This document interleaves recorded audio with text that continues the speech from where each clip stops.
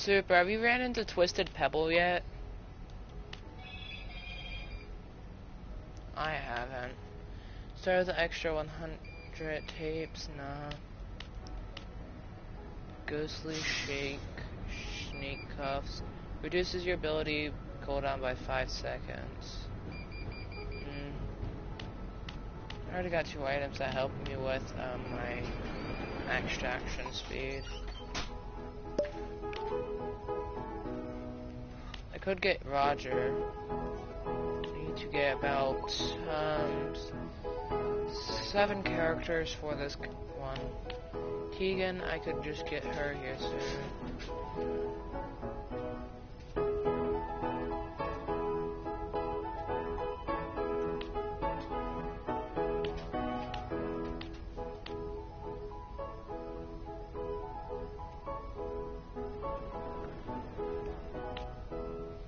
I could try and complete Astro.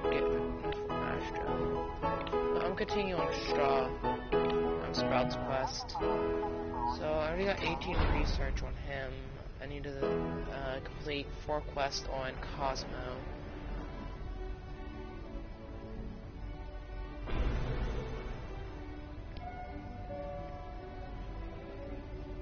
So I'm trying to unlock Sprout so I can be a healer. So I'm gonna probably be going with Cosmo.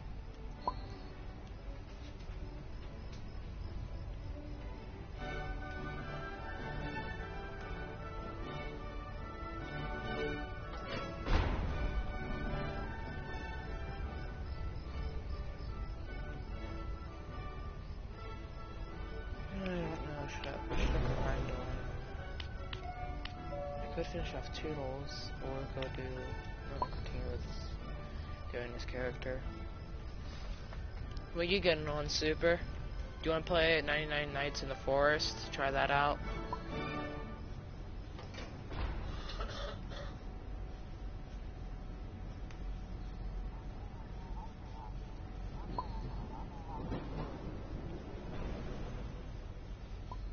Are you gonna play with your friend? Okay. I'm gonna go do some solos then. I could play Warframe. I can download it. Oh yeah, I forgot about that.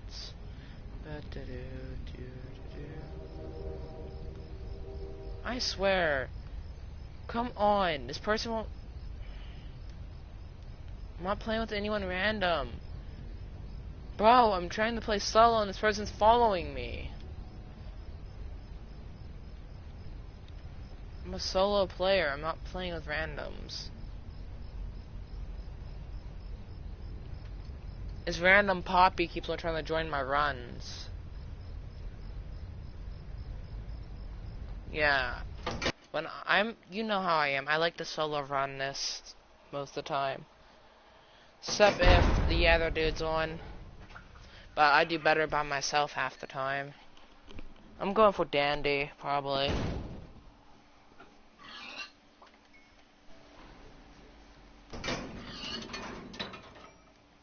I got 2 things that help me with extraction. So I can do that pretty fast.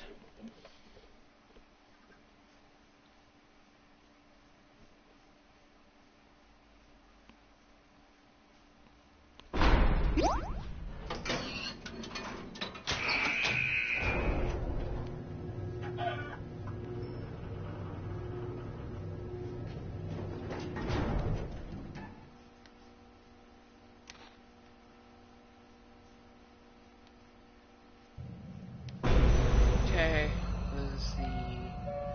right now Roger's a high research character. He's the twist that can be found most through the game, so not that annoying, I can tell you that. Just if you're after I-Core, it is Righty.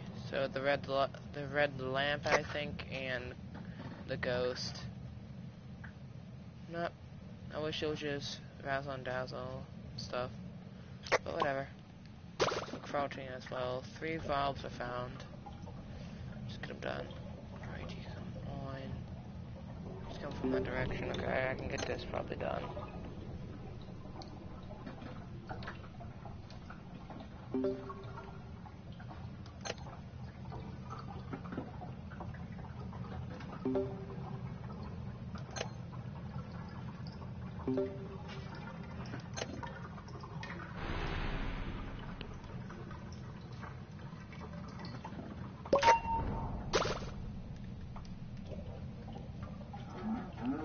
I'm getting a pretty good start so far.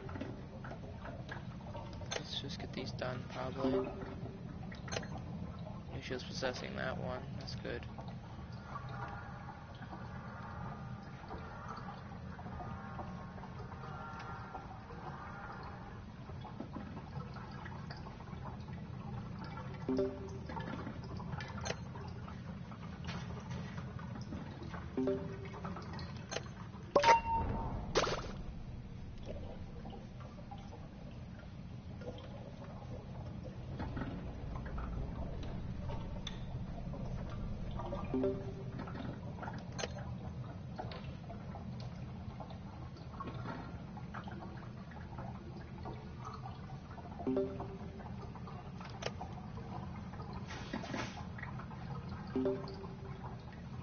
What froze?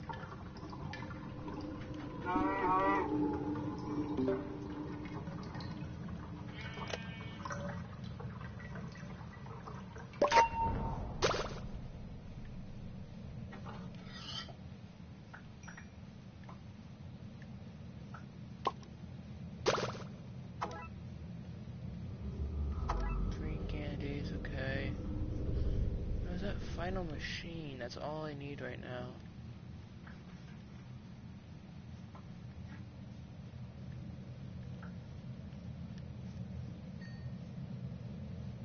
Just heading this way, there we go, just passing me by.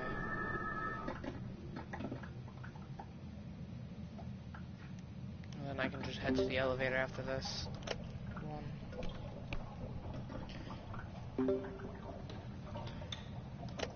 You know what I'm using for my trinkets? The manual and twisted boxy boost trinket that allows me to use.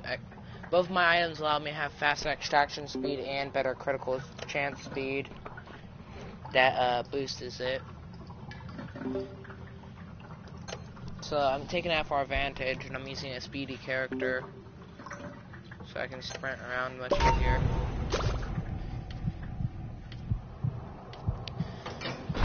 First floor.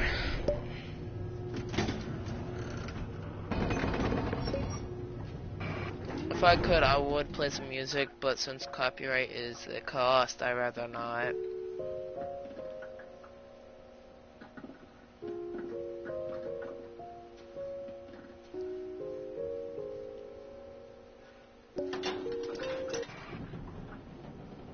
So I don't know what kind of music that will copyright me. Because I know Living Tombstone, when I was playing one of his songs on Beat Saber, I didn't get copyright at all from that.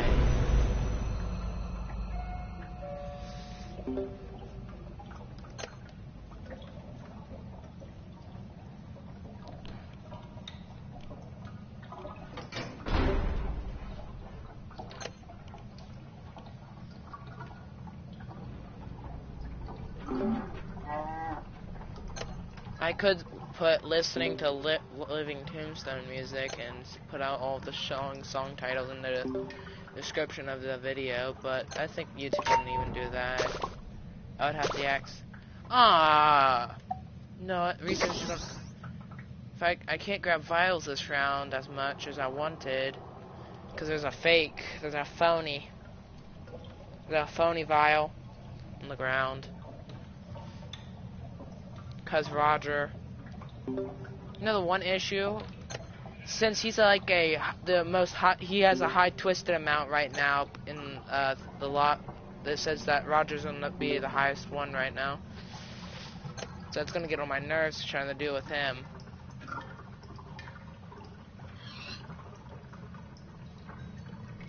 But doing capsules much faster is kind of useful for iCore. No. Gigi is the other one where Gigi can reach out and grab you with her hand and take a heart. That's what I'm being mindful of. But I don't mind getting a couple research on Roger. I've picked up about 3 of them. Gigi's in this direction. Gotta avoid her.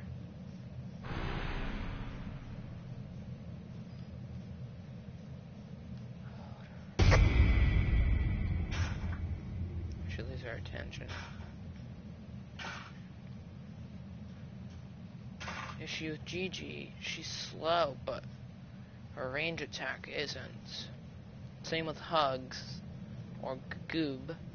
Goob is slow, but range attack grabs you and pulls you in. There's 2 of them and you got 2 hearts, you're screwed. Okay, I found the 2 last capsules.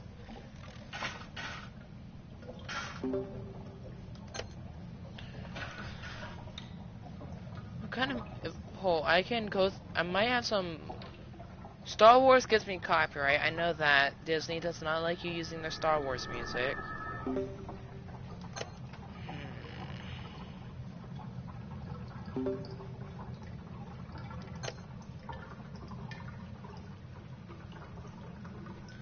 Yeah, I know about that.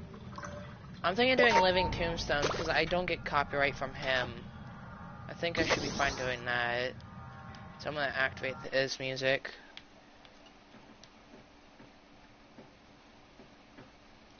Oh, that sucks. You can't play music while broadcasting on PlayStation. It's gonna access my music section.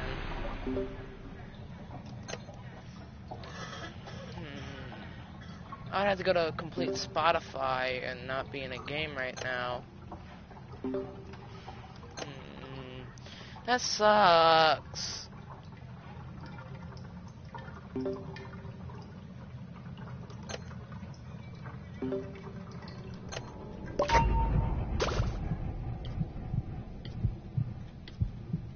Do you agree that sucks? Get her mad at me. Use this and use this. I'm faster than Gigi.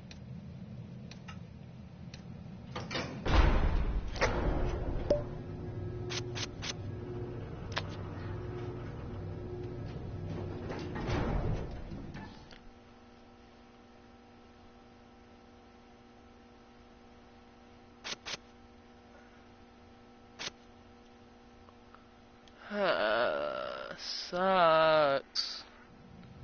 I want to listen to music, but I can't. Nice right now. Was it PlayStation being stupid? This is why PlayStation 4 is like the last resort game system sometimes. I'm not trying to be rude, PlayStation, but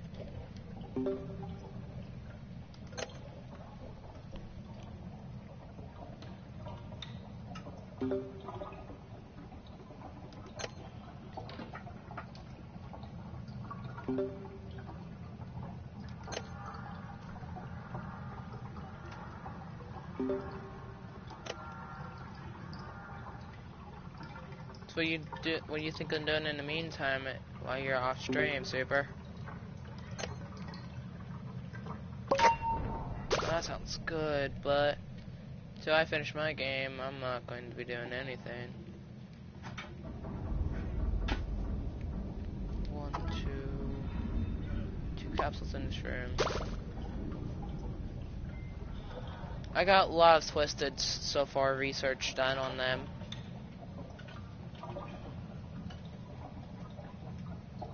I've gotten a lot of research on every main so far except Pebble. I've been trying to run into Twisted Pebble, but no luck.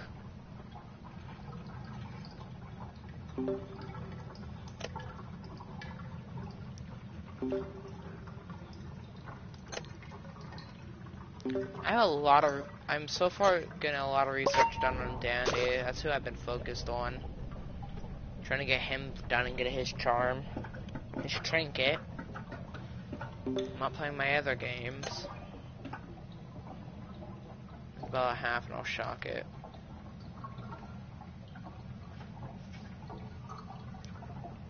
No. There we go.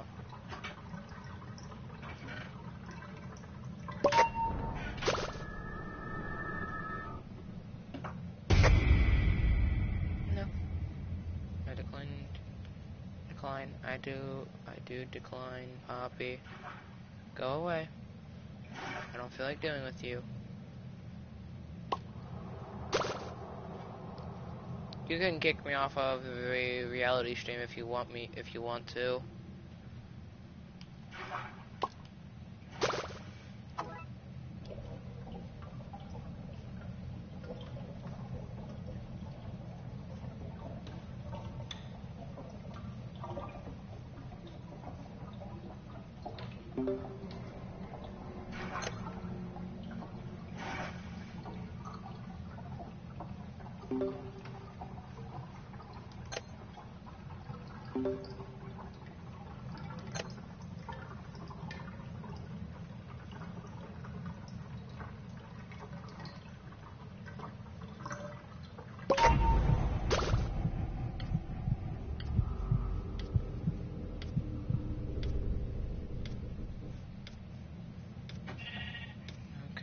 Pass by that, and floor 4.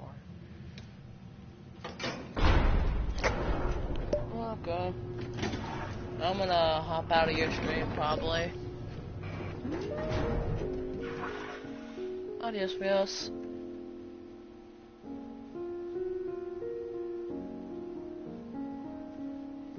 Oh my god, I'm trying to reach this stupid phone.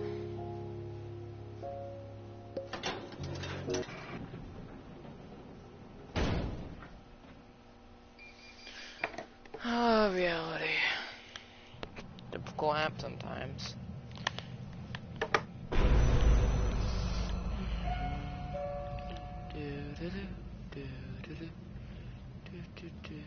Right there.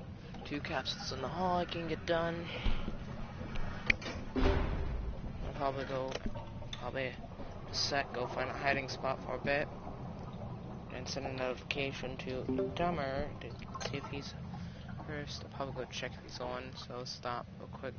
Go check something. One sec, guys. Friends.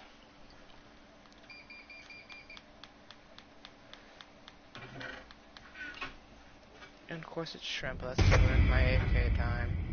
But he's not on right now.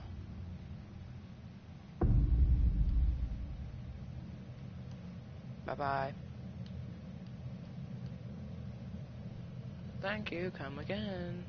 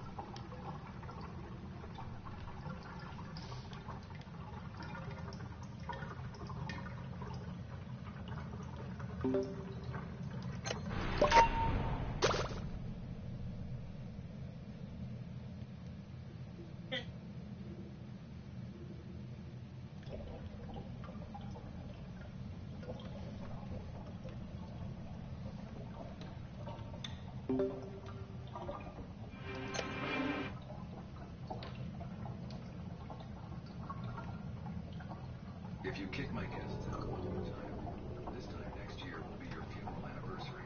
Those were the exact words Patricia Karen Blackwood screamed into my face when I asked her friends to leave my lakeside cabin property. Land that had belonged to my family for nearly 20 years. They had set up tents, fire, barbecue grill, and were throwing beer cans onto the grass like they were at some public park. When I politely asked them to leave, she didn't just refuse, she called the cops, accusing me of threatening community safety and illegally occupying shared recreational space. This woman thought she had all the power, all the control. But what she didn't know was that karma was coming, and this time, it would hit harder than anything she could ever imagine. Where are you watching this episode from? Drop your location in the comments below. I'm Donovan Walsh. Most folks around Pine Ridge just call me Don. At 42, I never imagined I'd be living in a lakeside cabin in rural Minnesota, fighting off entitled neighbors who think they own the world. 6 months ago, I was still grinding it out as a freelance content creator in Minneapolis, trying to rebuild my life after a divorce that left me emotionally drained and financially strained. When my Uncle Jerry passed away and left me his beloved cabin on Pine Lake, it felt like a lifeline, a chance to start fresh somewhere peaceful and beautiful. The cabin wasn't much to look at, just a modest 2-bedroom structure with weathered cedar siding and a wraparound porch. But it sat on prime waterfront property, with a private dock and a sandy beach. Uncle Jerry had bought this land back in 2004, long before the Pine Ridge Homeowners Association existed, long before the area became the desirable lakefront community it claimed to be today. The first few months here were exactly what I needed.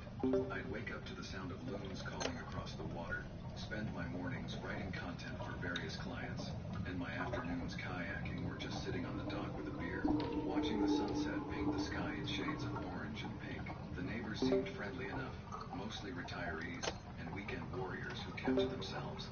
There was Grandpa Murphy O'Brien, a 78-year-old Irishman who lived 3 cabins down and had the best stories about the old days when Pine Lake was just a fishing spot that locals knew about.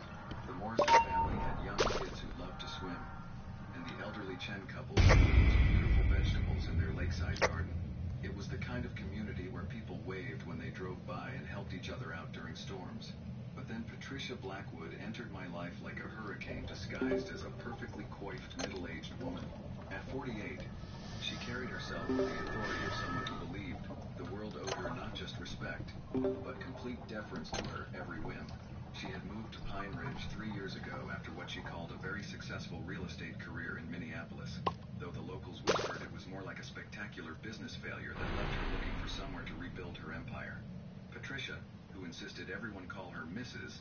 Blackwood, but whom I immediately recognized as a classic Karen, had somehow maneuvered herself into the position of Community Standards Director for the Pine Ridge HOA. It was a title she seemed to have created herself, since I couldn't find any official documentation of such a position existing in the HOA bylaws. The trouble started on a beautiful Saturday morning in early June.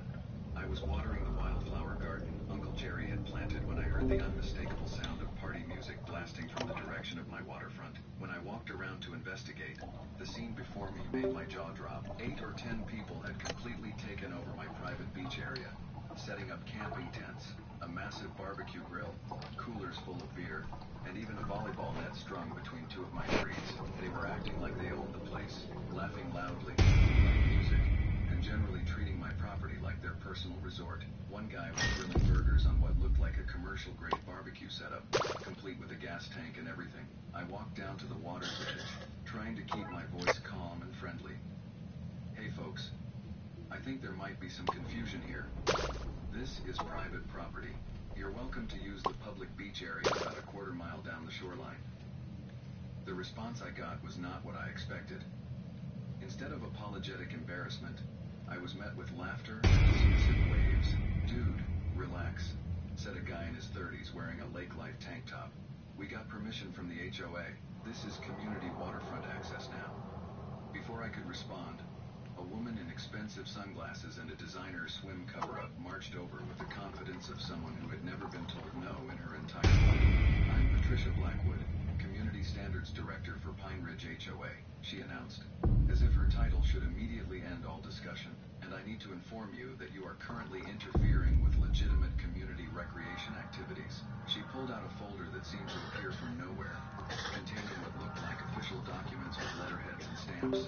According to the new HOA enforcement policies, this waterfront area has been designated as shared community space for all Pine Ridge residents and their guests. The way she said it, with such absolute conviction and authority. Almost made me question my own memory of buying this property. Almost.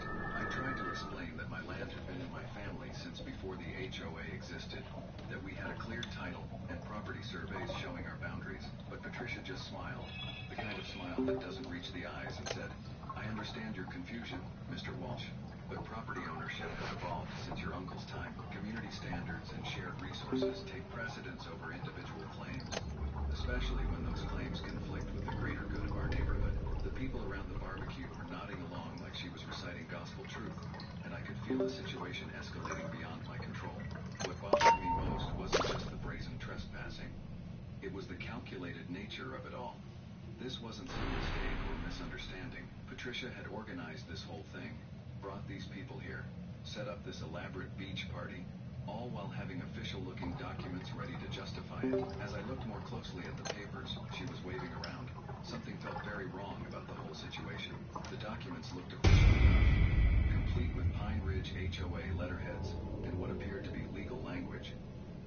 But there was something about them that didn't quite add up. The more I read, the more I realized that whatever game Patricia Blackwood was playing, it was a lot more complicated and dangerous than a simple property dispute. What I discovered in my basement that evening wasn't just old paperwork. It was evidence of a carefully orchestrated conspiracy to steal land. After Patricia's beach party invasion, I knew I had to dig deeper into the legal foundation of my property ownership. Uncle Jerry had been meticulous about record keeping, and his filing cabinet in the basement contained everything from the original purchase documents to survey maps, property tax records, and even correspondence with the county assessor's office. As I spread the documents across my kitchen table, the picture became crystal clear. My property was 100% legitimate, privately owned, and had never been subject to any HOA jurisdiction whatsoever. The original deed, dated the 15th of March, 2004, showed that Uncle Jerry had purchased the land directly from the Hendricks family, who had owned it since the 1960s. The property lines were marked, surveyed by a licensed professional, and recorded with Pine County. More importantly, the Pine Ridge Homeowners Association wasn't even incorporated until 2007, 3 full years after Uncle Jerry's purchase. According to Minnesota property law, any HOA formed after a property purchase cannot retroactively claim jurisdiction over that land without explicit written consent from the owner. Uncle Jerry had never signed any such agreement, and as his heir, neither had I. But here's where things got interesting. As I examined Patricia's official HOA enforcement documents more carefully, I noticed several red flags that my journalism background had trained me to spot. The letterhead font didn't match other legitimate HOA communications I'd seen around the neighborhood. The policy number referenced a section that didn't exist in the actual HOA charter, which I had downloaded from the county website. Most damning of all, the signature on the document belonged to someone named Robert Steinberg, HOA legal counsel. But a quick online search revealed that Robert Steinberg was a retired lawyer who had died in 2019. Patricia had forged documents using a dead man's signature. The deeper I dug, the more sinister Patricia's plan became. Hidden in my uncle's files was a folder labeled Blackwood Correspondence that I had initially overlooked. Inside were 3 letters from Patricia, dating back to just 2 months after Uncle Jerry's death, offering to help the family transition the property and ensure compliance with evolving community standards. The letters were politely worded but contained veiled threats about potential complications if the property wasn't brought into alignment with neighborhood objectives.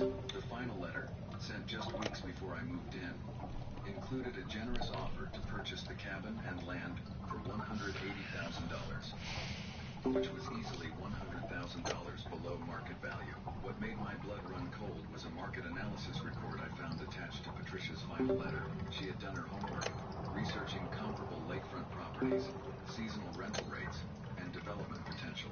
According to her calculations, my land could be worth over $400,000 if developed properly, or could generate $50,000 annually as a high-end vacation rental. Her generous offer wasn't generosity at all. It was a calculated attempt to steal valuable property by exploiting a grieving family's confusion about HOA regulations. I decided to call Sarah Goldstein, a lawyer friend from my Minneapolis days who specialized in property disputes and HOA conflicts. Sarah had helped me through my divorce proceedings and was one of the few people I trusted completely. When I explained the situation over the phone, Her response was immediate and explosive. Don, what you're describing isn't just trespassing or HOA overreach. This woman is committing fraud, forgery, and potentially criminal harassment. Those fake documents alone could land her in serious legal trouble. Sarah agreed to drive up the next morning, do everything in person, and help me develop a strategy. As I was photographing all the documents for Sarah's review, my phone rang. The caller ID showed Patricia Blackwood's number, and my stomach tightened as I answered. Her voice was sickeningly sweet, the kind of tone that makes your skin crawl. Don, honey, I hope you've had time to think about our conversation today. I hate for this little misunderstanding to escalate into something unpleasant. You seem like such a nice young man, and I'd prefer if we could resolve this like civilized adults. The underlying threat was unmistakable, and I could hear the smugness in her voice as she continued. I've already spoken with several community members about your concerning behavior today, and I'd hate for your reputation in our little neighborhood to suffer unnecessarily. Before I could respond, she dropped the bombshell. Oh, and Don, I've taken the liberty of calling the sheriff's department to report the incident. I explained how you threatened and intimidated peaceful community members who were simply exercising their legitimate recreational rights. Deputy Martinez will probably want to speak with you tomorrow. The line went dead, leaving me staring at my phone in disbelief. This woman had not only trespassed on my property and forged legal documents, but she was now filing false police reports to try to intimidate me into submission. But Patricia Blackwood had made a critical error in judgment.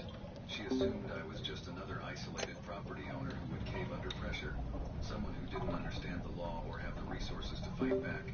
What she didn't realize was that I had spent 15 years as an investigative journalist before transitioning to content creation. I knew how to research, how to gather evidence, and how to build an airtight case. More importantly, I knew that bullies like Patricia rely on their victims feeling alone and powerless. When the police arrived the next morning, Patricia had prepared quite a performance, but what she didn't know was that I had also prepared, and my preparation was about to turn her entire strategy upside down. Hi, this is Jason Miller from Chicago, writing stories for Happer Stories. There are still many shortcomings to make the story more interesting, so please leave your feedback in the comments section. 10 minutes after Officer Tanaka left my property, Patricia had already launched her most dangerous weapon, a Pine Ridge Community Safety newsletter with an official HOA logo, painting me as a resident with threatening behavior. She had turned fake news into an official document. The speed and sophistication of her response told me everything I needed to know about how many times she had played this game before. What I didn't expect was how quickly the community would rally behind her carefully crafted narrative, or how close I would come to losing everything before the truth finally surfaced. Officer Kimiko Tanaka arrived at my cabin at exactly 9:15 a.m., and I could tell immediately that she was the kind of cop who actually cared about getting to the facts rather than just closing cases quickly. She was probably in her early 30s, with an alert, intelligent demeanor that suggested she had seen enough false reports to recognize them when they came across her desk. Mr. Walsh, I'm here about a complaint filed yesterday regarding an incident with community members. Can you walk me through what happened from your perspective? Her tone was professional, but not accusatory, which gave me hope that Patricia's manipulation tactics might not work as smoothly as she had planned. I led Officer Tanaka down to the waterfront area where the incident had occurred, bringing along my folder of property documents, photographs I had taken during the trespassing incident, and the fake HOA papers Patricia had shown me. As I explained the situation, I could see Officer Tanaka's expression shift from neutral interest to serious concern. When I showed her the forged documents with the dead lawyer's signature, her eyebrows shot up significantly. Mr. Walsh, document forgery is a felony in Minnesota. If what you're telling me is accurate, we're looking at much more serious charges than simple trespassing or neighbor disputes. Officer Tanaka spent nearly an hour reviewing my evidence, taking photographs of the property boundaries, and confirming the legitimacy of my ownership documents with the county assessor's office via radio. Her final verdict was unequivocal and more satisfying than I had dared to hope. Mr. Walsh, you are 100% within your rights as a property owner. The individuals who were on your land yesterday were trespassing and HOA claims. The documents presented by Mrs. Blackwood appear to contain fraudulent information and forged signatures. I'll be filing a report recommending that the district attorney's office investigate potential fraud charges. But Patricia Blackwood was not the type of woman accepted defeat gracefully, especially when that defeat was delivered by what she probably saw as a small-town cop and a troublesome property owner who didn't know his place. Within hours of Officer Tanaka's departure, Patricia launched what I can only describe as a sophisticated disinformation campaign that would have impressed political operatives in Washington, D.C. She had learned that confrontation and legal threats weren't going to work, so she pivoted to the court of public opinion with devastating effectiveness. The Pine Ridge Community Safety Newsletter, that appeared in every resident's mailbox by 2 p.m. that afternoon, was a masterpiece of manipulation, disguised as official communication. The document featured professional layout, official HOA letterhead, and language that sounded like it came from a legitimate community organization, rather than one woman's vendetta. Emergency safety alert. Resident threatens community members. During legitimate recreation activities, read the headline in bold red letters. The newsletter described me as an unstable individual who has made verbal threats against families with children, and claimed that I had aggressively confronted peaceful community members while wielding gardening tools in a threatening manner. What made Patricia's fake newsletter so effective was how cleverly she had twisted the facts to create a completely different narrative. According to her version, I had stormed out of my residence in an agitated state and demanded that families leave the designated community recreation area. She described her group's activities as an annual community gathering tradition and portrayed herself as a concerned neighbor trying to de-escalate a dangerous situation. The newsletter even included a section about protecting our children from unstable residents and urged neighbors to report any further concerning behavior immediately to HOA leadership and local law enforcement. The community response was swift and exactly what Patricia had calculated. My phone started ringing with calls from concerned neighbors, my mailbox filled with angry notes, and I could see people pointing and whispering when I drove through the neighborhood. Mrs. Chen, who had always been friendly, crossed the street to avoid me at the grocery store. The Morrison family stopped letting their kids play near my property line. Even Grandpa O'Brien seemed more cautious during our usual friendly conversations, though I sensed he was more confused than convinced by Patricia's narrative. The masterpiece of Patricia's campaign was an emergency HOA board meeting she called for that weekend, complete with an internal live stream for members who couldn't attend in person. The meeting notice, which appeared on every doorstep Friday evening, announced that the board would be addressing urgent safety concerns regarding a community member who has demonstrated concerning behavior toward families and children. The language was carefully crafted to sound official and necessary, while avoiding any specific accusations that could be easily disproven. What Patricia didn't anticipate was that her official documentation had created a paper trail that could be forensically analyzed, or that her elaborate campaign had caught the attention of people who knew exactly how to fight back against this kind of systematic harassment.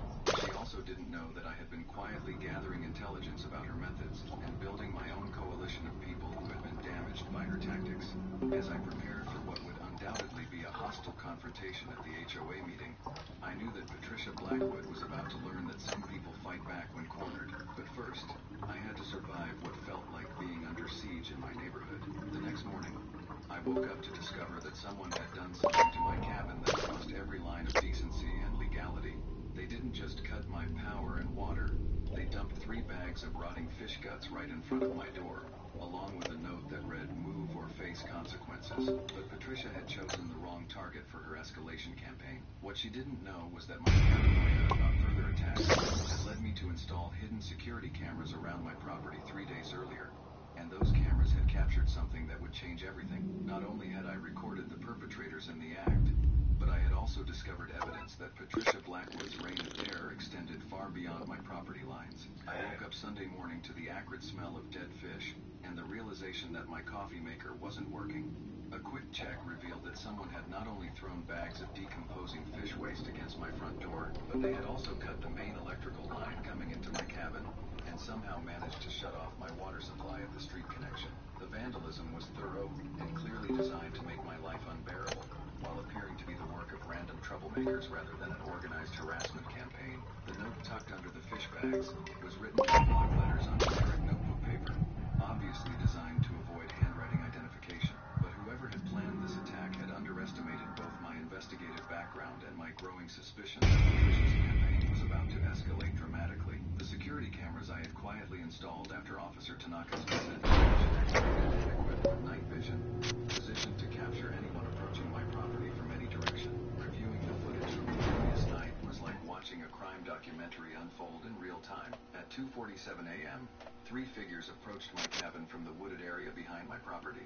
Moving with the practiced stealth of people who had done this before, they worked efficiently and quietly, with one person cutting electrical cables while another dumped the fish waste, and the third served as a lookout.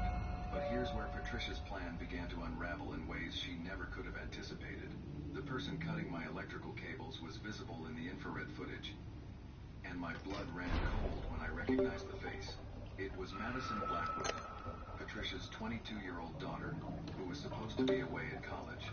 Madison moved with obvious reluctance, frequently looking back toward the lookout person as if seeking reassurance or permission.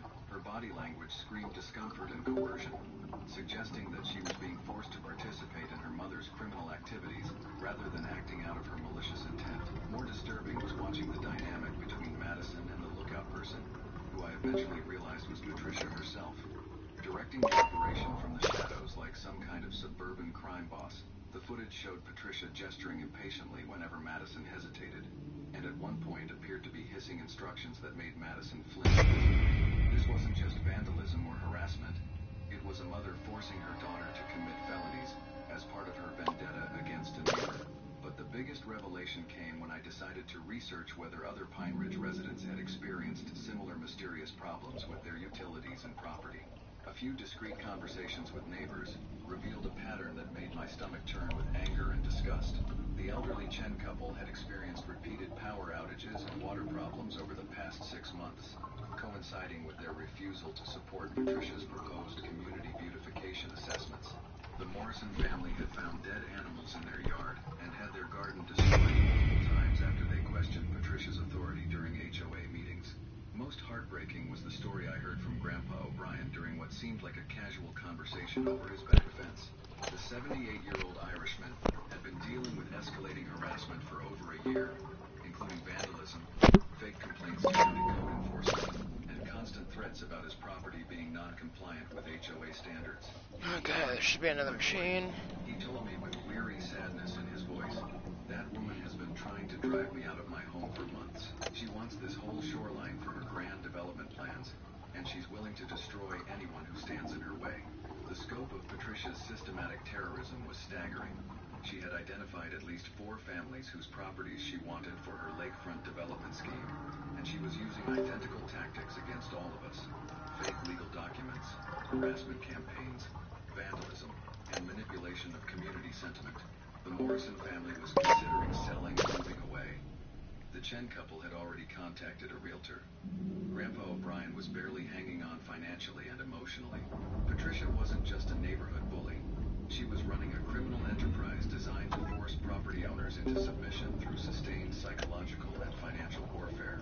Armed with this new understanding of Patricia's methods and victims, I began reaching out to build what I privately called the Karen's Victims Alliance. Each family I contacted had their own stories of harassment, their evidence of Patricia's criminal behavior, and their own desperate desire for someone to finally stand up to her reign of terror. We began sharing information, comparing notes, and documenting everything in preparation for what we all knew would be a decisive confrontation. The security footage of Madison's forced participation gave me leverage I hadn't expected, but it also revealed something that made me deeply uncomfortable about my next moves. Patricia wasn't just destroying property and harassing adults. She was manipulating and coercing her daughter into criminal activity. Madison was as much a victim of Patricia's sociopathic behavior as the rest of us, and any strategy I developed would need to account for that reality. When I called Grandpa O'Brien to discuss our next steps, the old man's voice was shaking with a mixture of fear and rage. "Don, she came by yesterday with another one of her fake legal notices. This time, she's claiming my cabin violates some new environmental regulation and needs to be demolished. Son, I think she's finally ready to destroy anyone who won't get out of her way." 3 families terrorized by Karen, plus 1 engineer with legal documents, plus 1 skilled lawyer, equals the recipe for Karen's nightmare. But what I discovered during our first secret alliance meeting would prove that Patricia's web of corruption ran deeper than any of us had imagined, and the stakes were higher than simple property disputes. The woman we were dealing with wasn't just a neighborhood bully. She was a criminal mastermind who had been planning this systematic takeover for years, with backup plans and legal manipulations that would have impressed impressed a mob lawyer. Our first Karen's Victims Alliance meeting took place in Grandpa O'Brien's living room on a rainy Tuesday evening, with all the curtains drawn and everyone speaking in hushed tones like we were planning a resistance movement. Which, in a way, we were. Around us was a leather couch, the most unlikely group of suburban revolutionaries you could imagine. Me, the Morrison family with their twin 8-year-old daughters, the elderly Chen couple who barely spoke English but understood injustice perfectly, and Grandpa O'Brien himself, whose Irish temper was barely contained beneath his grandfatherly exterior. She's been doing this to all of us for over a year, Mrs. Morrison explained, her voice shaking with anger as she showed us photographs of vandalism to their property. Every time we questioned her authority or refused to go along with her schemes, something terrible would happen to our house, or our kids' toys would disappear from the yard. Mr. Morrison added that they had spent over $3,000 replacing destroyed property and fixing mysterious damage that always seemed to occur right after they challenged Patricia at HOA meetings. Their daughters had started having nightmares about the mean lady who makes bad things happen. Mrs. Chen, with her husband translating, revealed that Patricia had been specifically targeting them because their lakefront garden was positioned exactly where Patricia wanted to build a private boat launch for her development scheme. She brings men in suits, points at our tomatoes, says this must go for community improvement. Mr. Chen explained in broken English, but we know she wants to take our land, make it a fancy place for rich people only. The Chen family had been receiving fake violation notices for agricultural activities in residential zones and unsightly vegetable cultivation affecting property values. But the most shocking revelation came from Grandpa O'Brien, whose Irish accent got thicker when he was angry. And tonight he was furious. Boys and girls, that devil woman has been planning this grand theft for longer than any of us realized. 5 years ago, after she moved here, she came to my door with a generous offer to buy my cabin for half its value. When I told her to take her rooter and shove it where the sun doesn't shine, she said something that's haunted me ever since. The old man's hands were shaking as he pulled out a folder filled with documents and photographs. She looked me straight in the eye and said, "Mr. O'Brien, there are many ways to encourage people to make smart decisions about their property. I hope you'll choose the easy way."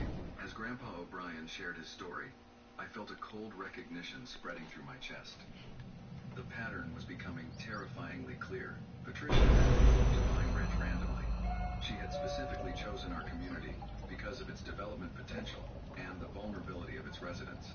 She had spent years researching property values, identifying key lakefront parcels, and systematically targeting the owners who stood between her and a multi-million-dollar development project. That's when Madison Blackwood appeared at the back door like a ghost, tapping quietly on the glass and looking terrified. Grandpa O'Brien let her in, and the 22-year-old college student collapsed into a chair like she hadn't slept in days. "I know you probably hate me for what I did to your property," she said, looking directly at me with tears streaming down her face. "But I need you to understand that my mother has been forcing me to do these things by threatening to cut off my college funding and kick me out of the family if I don't help her." Madison's hands were shaking as she pulled out a manila envelope filled with documents that would change everything. "These are copies of my mother's master plan documents," Madison whispered, constantly glancing toward the windows like she expected Patricia to materialize from the darkness. "She's been working with a development company from Minneapolis for over 2 years, planning to force out all the current lakefront property owners and build a luxury resort complex. She calls it Project Pine Paradise, and according to these financial projections, it would be worth over $15 million once completed." The documents Madison had brought were professional architectural renderings, financial models, and correspondence with investors who were already committed to funding the project once Patricia had secured the necessary property acquisitions. But the most damning evidence was a detailed timeline showing exactly how Patricia had manipulated the HOA board to create her fake authority. Madison's documents revealed that Patricia had systematically bribed 3 HOA board members with promises of exclusive access to the future resort amenities and guaranteed property value increases for their homes. In exchange, these board members had voted to grant Patricia emergency community oversight powers that didn't exist in the HOA charter, but sounded official enough to intimidate residents who didn't know better. "The worst part," Madison continued, "is that she's already done this before in 2 other communities. She perfected her methods in Lakeville and Maple Grove, where she drove out elderly residents and families, then flipped their properties to developers for massive profits. She moves to a new lakefront community every 3 to 4 years, runs the same scam, makes her money, and disappears before anyone can build a strong enough case against her. Madison showed us newspaper clippings from those previous communities, describing mysterious harassment campaigns, property vandalism, and sudden waves of residents selling their homes at below-market prices. As we sat in Grandpa O'Brien's living room, processing the scope of Patricia's criminal enterprise, I felt something I hadn't experienced since my divorce. The crushing weight of feeling completely overwhelmed by forces beyond my control. The stress of constantly looking over my shoulder, dealing with property damage, and fighting legal battles was taking its toll on all of us. For a moment, I seriously considered Patricia's original buyout offer, thinking that maybe $180, zero, and a fresh start somewhere else was better than continuing this fight against someone with unlimited resources and no moral boundaries. That's when Grandpa O'Brien stood up with the determination of a man who had lived through much worse than suburban terrorism. Don, my boy, I can see in your eyes that you're thinking about giving up, but let me tell you something about bullies like Patricia Blackwood. The old man's voice grew stronger with every word. 30 years ago, when this lake was just a quiet fishing spot, I watched developers try to push out local families with the same tactics: fear, intimidation, fake legal threats, and systematic harassment. You know what stopped them? People like us, standing together and refusing to be driven from our homes. Grandpa O'Brien pulled out a bottle of Irish whiskey and poured everyone a small glass, even the Chen couple who rarely drank. Tonight, we stop running, scared, and start fighting back like our lives depend on it, because they do. As we raised our glasses in the dim light of his living room, I realized that Patricia Blackwood had made a critical miscalculation. She had assumed we would remain isolated and afraid. But instead, her escalating attacks had forged us into something much more dangerous: a united community with nothing left to lose. But the next morning brought news that would test our resolve in ways none of us had anticipated. Patricia's final gambit was about to begin, and this time she was bringing the full weight of county government down on our heads. The meeting room was packed with 60 people. Patricia sitting at the head with the arrogant expression of a queen about to execute a traitor. She had no idea that in 45 minutes she would be removed from her position forever. The emergency HOA meeting that Patricia had called to address urgent safety concerns had drawn the largest community attendance in Pine Ridge history, with residents lined up along the walls and an internal live stream broadcasting to members who couldn't physically attend. Patricia had orchestrated this meeting as her grand finale, the moment when she would publicly humiliate me and force my compliance through community pressure. Instead, it would become the most spectacular downfall in HOA history. Patricia opened the meeting with the confidence of someone who believed she held all the cards. Ladies and gentlemen, we are here tonight to address a serious threat to our community's safety and values, she announced, gesturing toward me like I was a dangerous criminal. Mr. Walsh has repeatedly violated community standards, threatened peaceful residents, and refused to comply with legitimate HOA enforcement policies.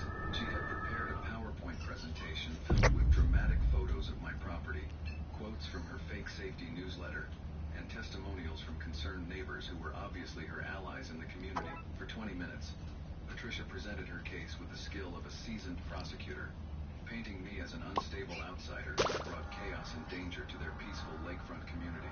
She showed enlarged photos of my uncapped property, read aloud from her fabricated incident reports, and even included emotional testimony from Madison, who had been coached to describe feeling unsafe and intimidated by my aggressive behavior. The audience was nodding along sympathetically, and I could feel the hostile energy in the room building toward what Patricia expected to be my public humiliation and surrender. That's when Sarah Goldstein walked through the back doors of the community center, followed by a man in a dark suit, who immediately commanded attention throughout the room. "Excuse me," Sarah announced in her courtroom voice. "I'm attorney Sarah Goldstein, representing Mr. Walsh, and this is Inspector James Rodriguez from the Minnesota State HOA Regulatory Board.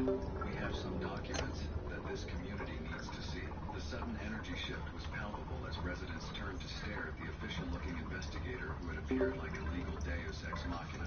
Inspector Rodriguez took the microphone with the authority of someone who had shut down corrupt HOA boards before. Based on evidence submitted to our office, we have been investigating allegations of fraud, document forgery, and financial misconduct within this HOA, he announced, causing audible gasps throughout Blackwood has been operating without legitimate authority and has forged multiple official documents. As he began presenting enlarged copies of Patricia's fake letterheads, fraudulent policies, and the forged signature of the deceased lawyer, the community's reaction was immediate and explosive. The moment that broke Patricia's composure completely was when Inspector Rodriguez displayed side-by-side comparisons of her forged documents with legitimate HOA communications. The differences were so obvious that even Patricia's supporters began laughing out loud at the amateur quality of her forgeries. Additionally, the inspector continued, Mrs. Blackwood has been operating a systematic harassment campaign designed to force property owners into below-market sales for personal financial gain. The laughter in the room died as the full scope of Patricia's criminal enterprise became clear to everyone present. But the most devastating blow came when Madison stood up in the middle of her mother's defense presentation. The young woman was visibly shaking as she approached the microphone, but her voice was strong and clear when she spoke. Madison pulled out her phone and played audio clips of Patricia's voice discussing elimination strategies for problematic property owners and laughing about stupid neighbors who believe anything with official letterhead. The final nail in Patricia's coffin came when Inspector Rodriguez revealed the financial evidence that Sarah and I had uncovered. Our forensic accounting investigation has determined that Miss Blackwood has systematically siphoned $73,000 from HOA reserve funds over the past 18 months, he announced, causing several residents to shout in anger. These funds were allegedly used for legal consulting fees and community safety initiatives. But our investigation shows the money was transferred to accounts controlled by Mrs. Blackwood and used for personal expenses related to her development project. The most satisfying moment of the entire evening came when Inspector Rodriguez announced that Patricia had submitted the county environmental complaint against my property earlier that same day, using the exact timeline and strategy that Madison's evidence had predicted. This demonstrates a clear pattern of using false government reports as intimidation tactics, he explained, which constitutes multiple federal crimes including mail fraud and abuse of governmental processes. The vote to remove Patricia from all HOA positions was unanimous, with even her former allies publicly distancing themselves from her criminal behavior. Board member after board member stood up to confess their involvement in her bribery scheme and beg for community forgiveness. The room erupted in applause when the motion to permanently ban Patricia from any future HOA involvement passed by a vote of 58-0, with only Patricia and one remaining ally abstaining, as Patricia gathered her materials and prepared to leave the community center in complete disgrace. The silence in the room was deafening.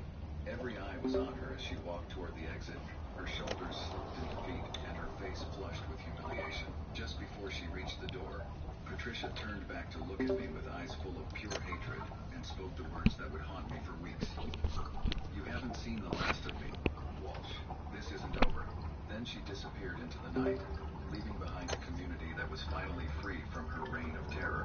But as we would soon discover, Patricia Blackwood's threats were not empty promises, and her removal from the HOA was just the beginning of a much larger one. 1 month later, I received an email from the county prosecutor with a subject line that made me smile later than I had in months.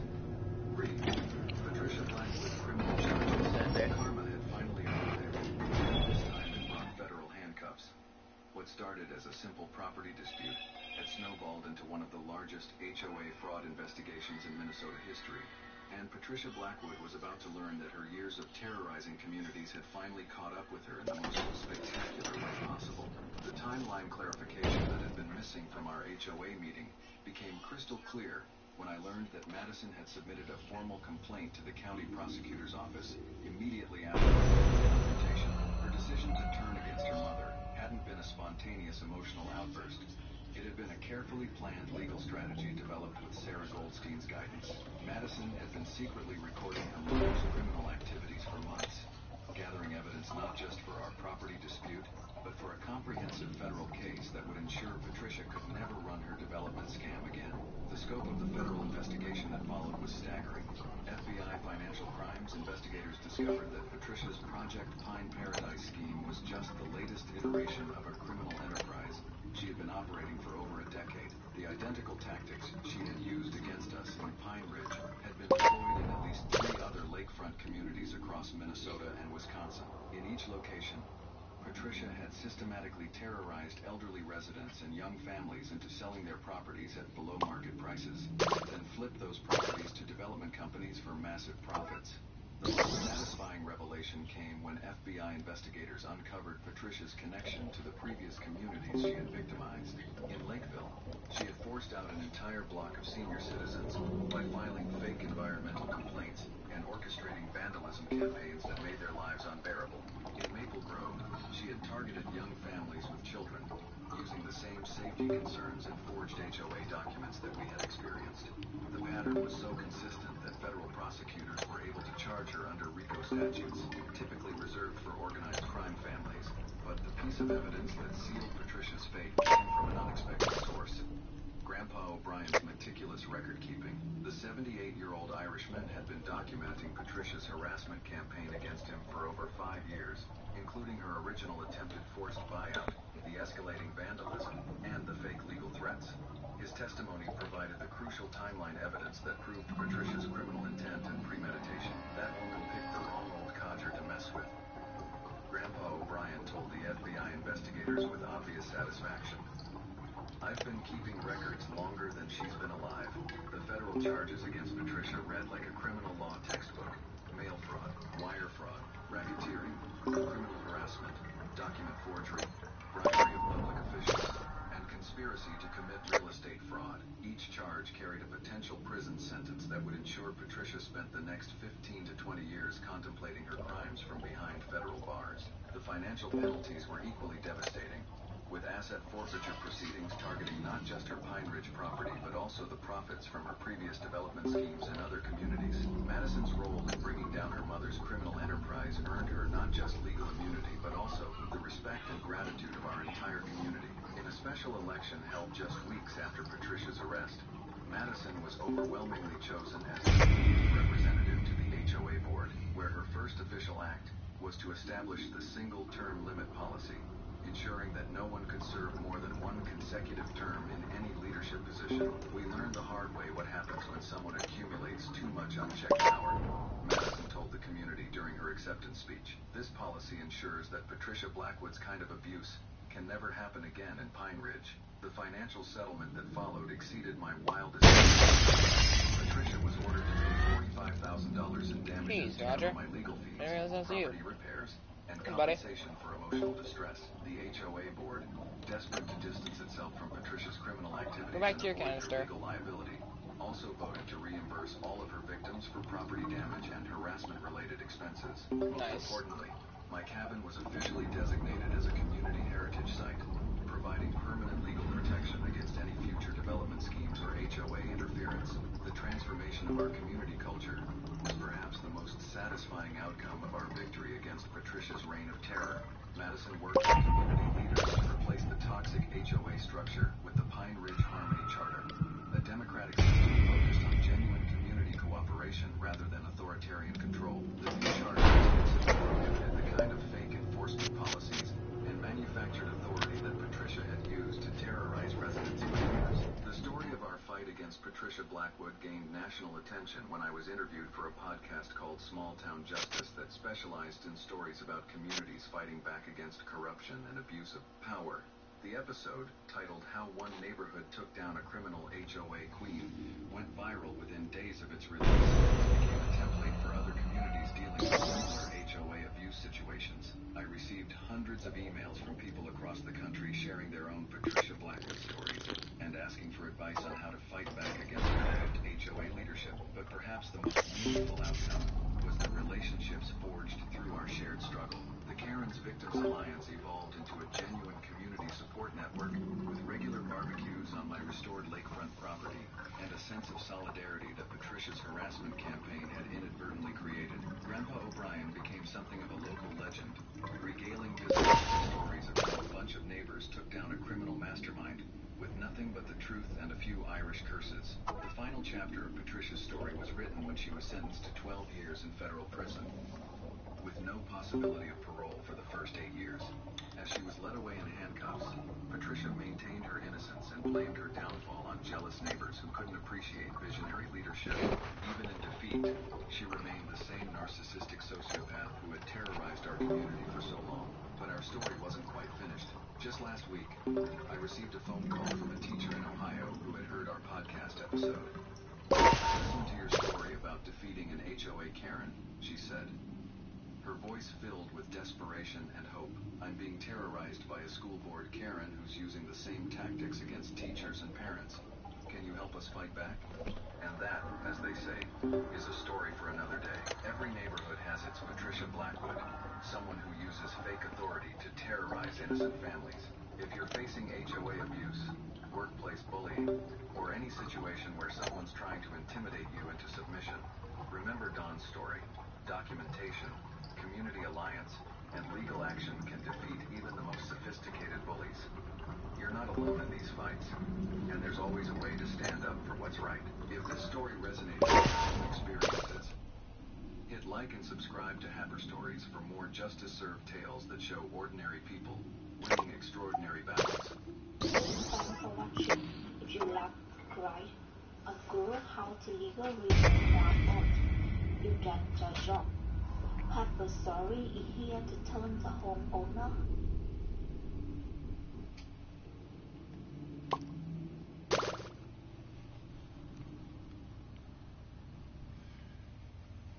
Yo. What's going on, man? Good morning. Not much, just trying to get a win. Oh, no, I win in like 3 days. Pretty good. I've never even got a win. You never got a win before? No, never, man. This will be my first one. Okay, well, this game, I'm gonna get you a win, man. How old are you, man? I'm 10 and a half. How old are you? I'm ancient, dude. I'm like a fossil. 28-year-old fossil, man. You're 28 years old? Yep, yeah. My uncle's 28. He just got a herniated disc. You got one of those? Oh my god. I think that comes a little later in life. I'm gonna play a little bit further back. When I jumped out in front of that one guy, I was like right behind you, so I didn't even see him. I'm gonna play just a tad bit further back. Oh my god. Can I get some more pizza? Oh my god. You're like the coolest kid, man. You know what you should do one of these days, Lizard? What? I think you should do like a Coach Nerd lesson. Oh, yeah, we can do that. I swear to you, I legitimately like want your input. Let me make all the decisions, and then you just like critique them. Yeah, I'd love to. Maybe we can do it next week, and then I'll coach you to win. Deal. I'll help you win a solo game. Not gonna lie, I've never even missed a shot ever. It's true, I know. Thank you, Lizard. Just come into the open. Oh, gosh. I know my solo game. I'll teach you, Liz. I can't wait for my sushi roll. Let's go. Sushi sounds so good. I did a beach roll sushi with it's just a beach roll and then the sushi on top. I would eat that. I would. Actually, maybe that's revolutionary. This is the freaking. Dude, those get out of grease.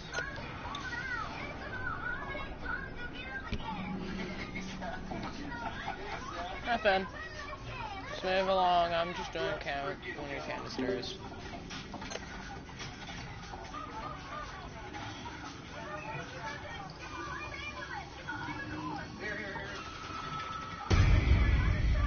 Bye, Finn. Go ahead.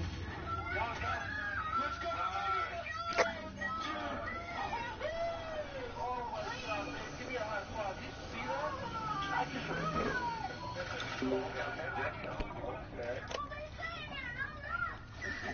Hasta luego.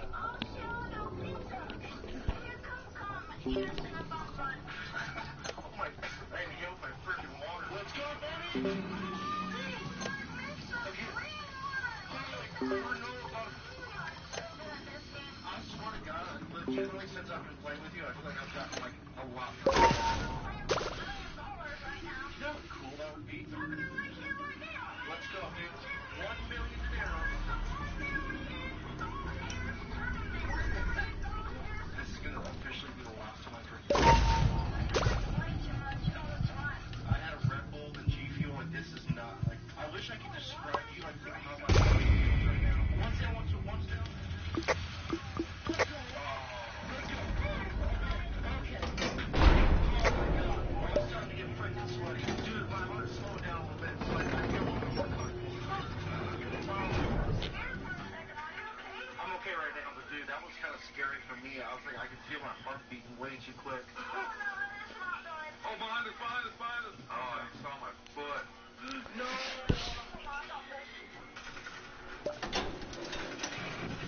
Bye, Dandy.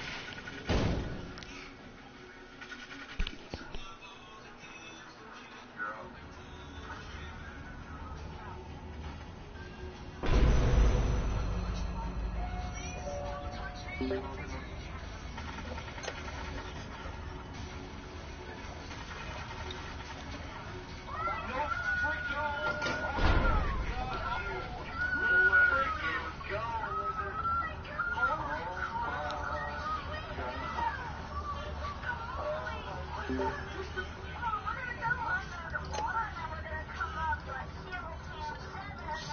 to 6. Oh, snap. SEAL team 7? That freaking thing.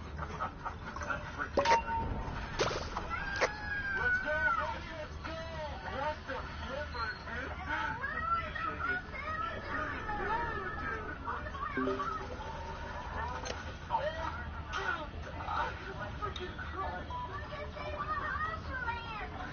You got John Cena posters? Boys, I'm kind of freaking out right now. Copy that, son. Let's go, baby. Dude, let's get I like it.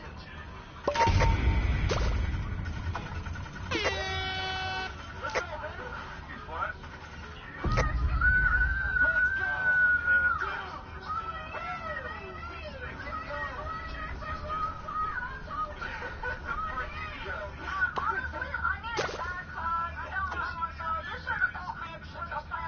Jesus, man, yeah. If you carry me like this, holy crap. Let's go.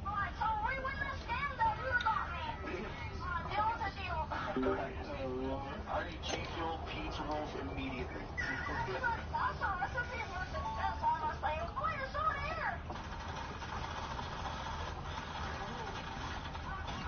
Oh my god, this dude. Oh my god. Oh, I'm so twisted right now. You have no idea. God, this dude. God dang it. You. Oh, this god dang it. His damn ankles are freaking broken. Yeah. Oh my god. Yes.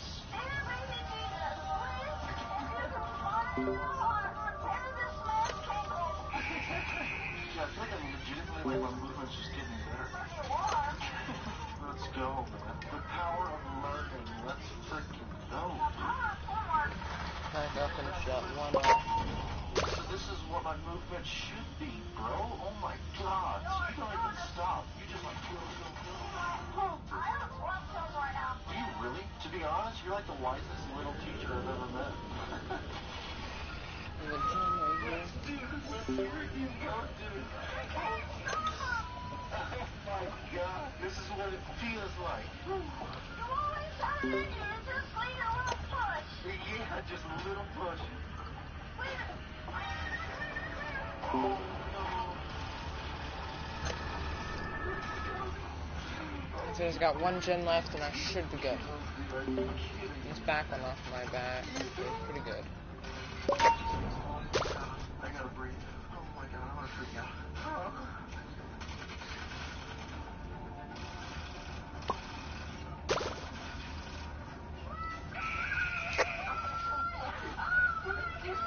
Bathroom.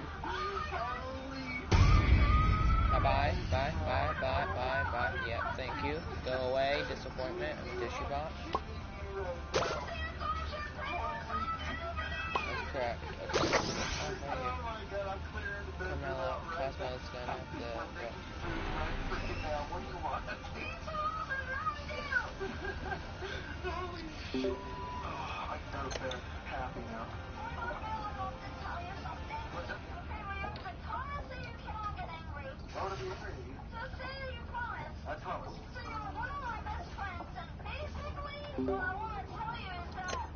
Alright, this whole time I've been voice trolling and I'm a live streamer and YouTuber. Bro, okay. What? Me and my community, we came together and we raised a little bit of money. Once we heard that you were getting a new house and you were like the best at it, we all put some money together and we made a little fun for you. Hold on. What? I'm so confused right now. Listen. I don't need your guys' money, dude. We just want to thank you for all the good times that we've had. And thank you for all the content that we've gotten together and all the times that we had. Oh my god, I'm freaking so... I'm a live streamer, YouTuber, content creator. We have a TikTok video together that got like 2 million views on TikTok. Dude, you're famous. No, you're serious? I swear. And there's Dandy. Perfect. Stream, man. Wants to say hi.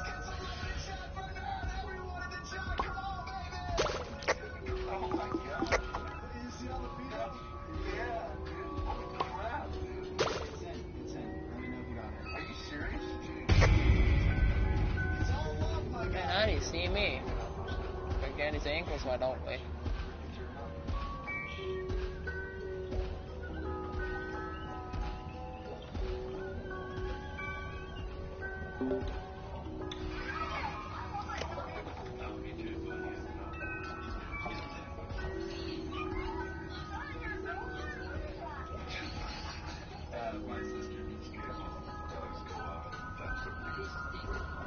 Bring scraps. Okay.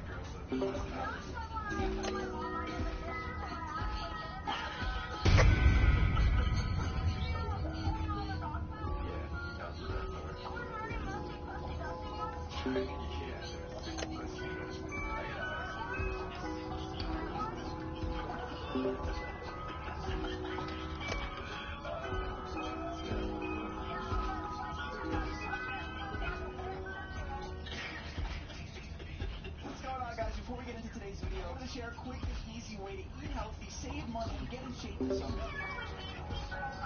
but seriously, Factor is a sponsor of today's video, so they're hook you guys up with 50% off your first box. Factor's meals makes eating smarter so much easier. The Protein Plus option. The Calorie Smart option. Factor is a convenient and affordable way to reach your diet this summer. As you all know, I've been grinding in the gym as well. It's just the Protein Plus option, over 30 or sometimes even 40 grams of protein per serving. The cinnamon type is hands down my favorite meal. I can't lie though, sometimes the voice in my head wins and I see get a few other add-on options. So do yourself a favor, click the link in the description to save 50% off your first box, begin the trend of sticking to routine, hitting your goals, saving money with that.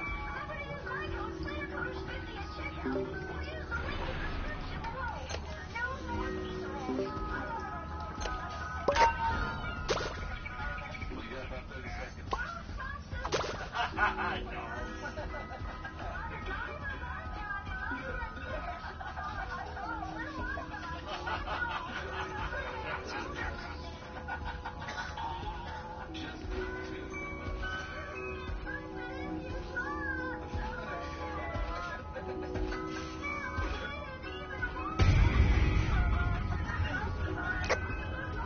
I don't like any heart. Let's go and get rid of Dandy.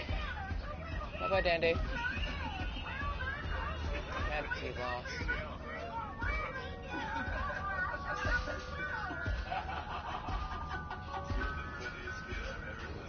Have you seen the one she broke on my shit?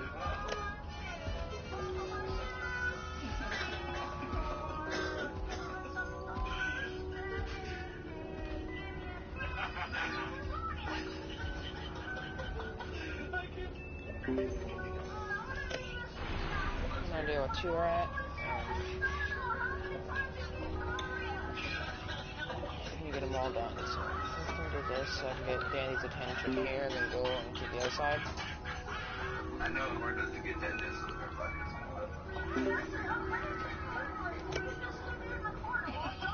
I don't think it's even nutritional, honestly.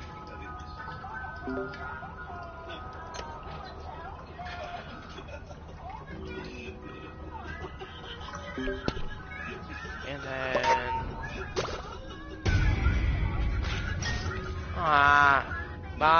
bye. I can't stay here for long.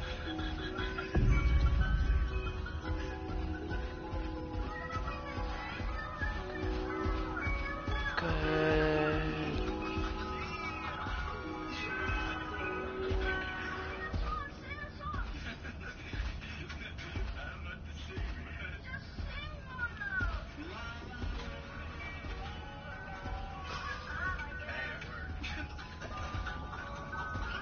You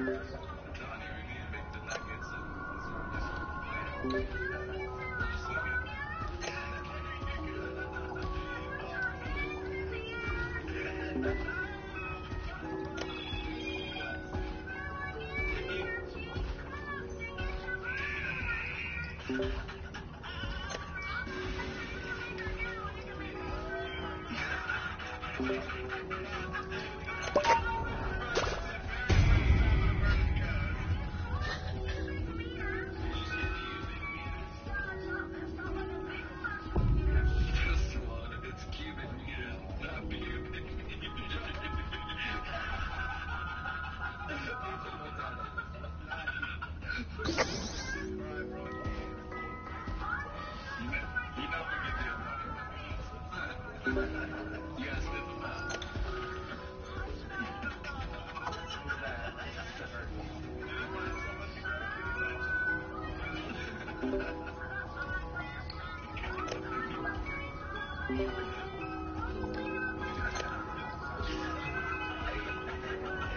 I swear to God, I like to figure out. I'm not even capping.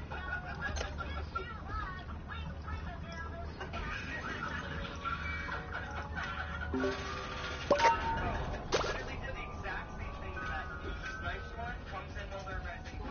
All day. Give it up, yeah. The Jimmy, jump. Yes. All play. His friends were legit on Tinder. I live in Canada. I'm like 99.9% sure that's not friends for lasagna, man. Afraid of that tail get me at any time. All the time, I tell them all the time, the only good thing that came out of Canada was Drake and maple syrup.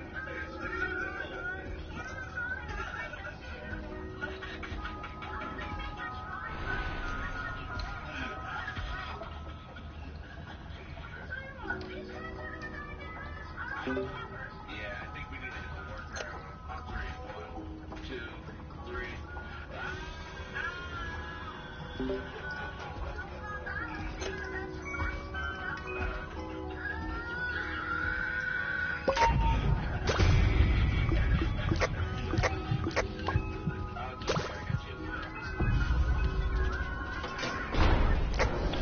I haven't used all my candies like that in so long. Hey, Dandy, I am done going against you normally. Give me that. Give me that. Give me that. Give me that.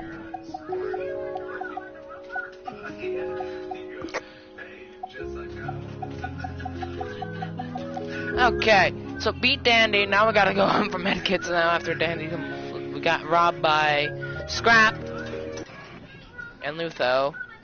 Luffy, my twisted form. Now let's go continue.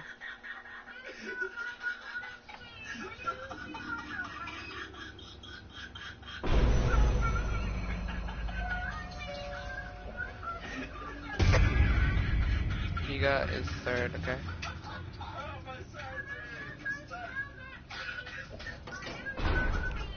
That's where I died last time, so I can't get.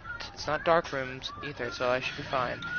Need to focus. Okay, get her off my tail. Okay, now let's let her loop around. Butterfly's gonna be an issue. I can snipe for a couple items. Oh, this is a dinosaur museum.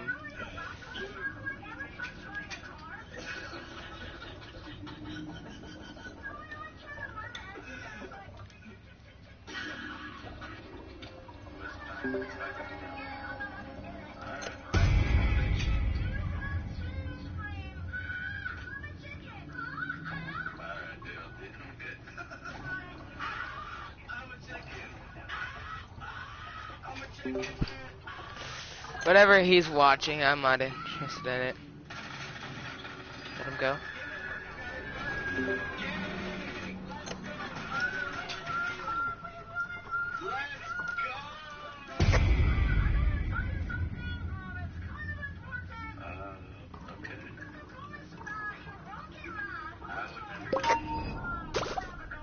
You have a girlfriend? Is it Jessica?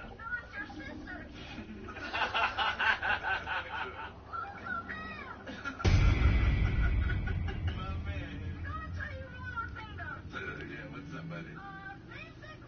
I'm not a kid, bro. What do you mean? Pretty much, we're live right now on Twitch, and I'm a YouTuber streamer, and No, are you kidding me, dude? no, this is real, and we've really enjoyed your company these past few days, and me and my community came together and wanted to bless you. We know you got a job recently, and you're trying to stack up some bread, so we got some money together, and we want to show you some love for all these games that we played, all the laughs that we had together. For real, bro? Yeah, man, sent it on your number, so you got it. Damn, dude. For real? Thank you so much. What? That's insane. Thank you so much, you guys. That's so awesome. This is gonna help me so much. I really appreciate it. It's all Let's go. Have a great rest of your night, bro. We're gonna head out, but yeah, man. Thank you. you guys. W. You guys are amazing. Thank you so much. Thank you.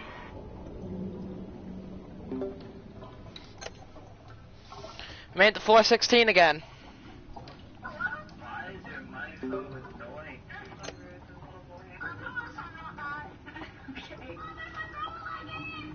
How old are you? Oh, dude, happy birthday. Thank you, Squatter. When is your birthday? In July. Far away. Cancer.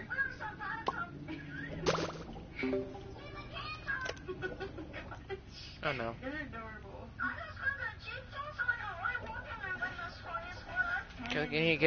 I need to survive and to see if I get lucky with the health. But having all this speed does get use. I need to run into Pebble. That's one character we've been after past few days is Pebble.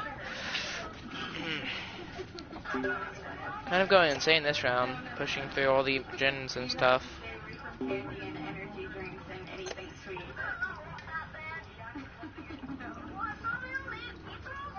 Oh, I eat pizza all the time. Done. Okay, eat this, grab that. Oh, hi Flutter. I've ran into you multiple times, so you're pretty easy now to get out of here. I'm sorry. What grade are you in? I don't go to school. No, I graduated. Today, I went to work. I'm a teacher. Oh my gosh. I'm an English teacher. You have good grades?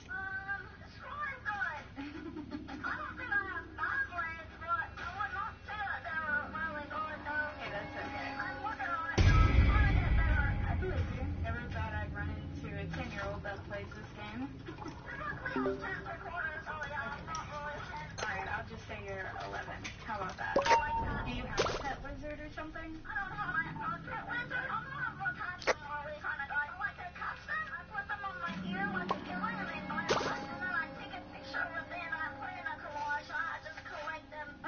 Oh, okay.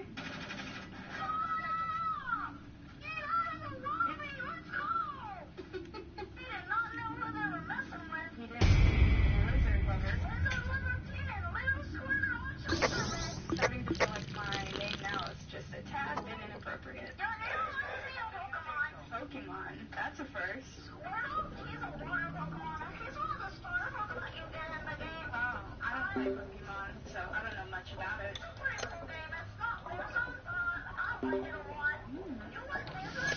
I'm very afraid of lizards.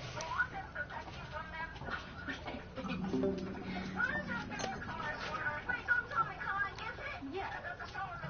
Yes. It is blue. You're smart.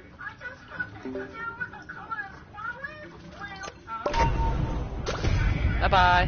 Nope, nope, nope. Bye, bye, bye. I bet it. Nope, child. Child, no. I got you, but no. Mwah. Bye.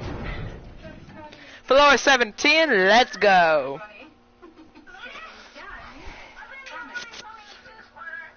Taking surveys. More speed on harvesting.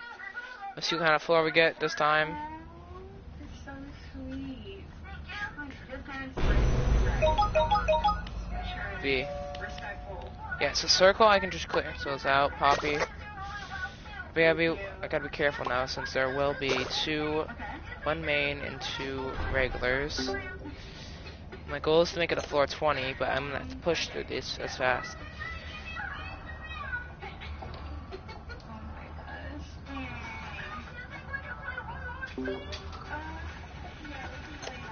Luffy and Shrimpo and Poppy. Actually 3 in V. Okay, we can play another one. One hurry.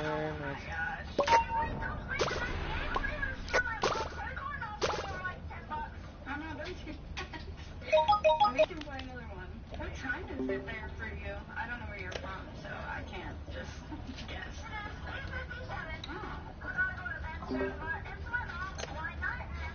There's V, so V's heading through. V's an easy character to handle if you can understand how she works. You're joking. She sends the notifications. She is fast, but not that fast. Cartoon version is slow, but real good at the machines, but has an ability to reveal everyone's location. Understanding that, if I don't cancel her thing out as fast as I can, she can see me, I'm guessing. V's research, I'm after that too. Myself. I don't know about that.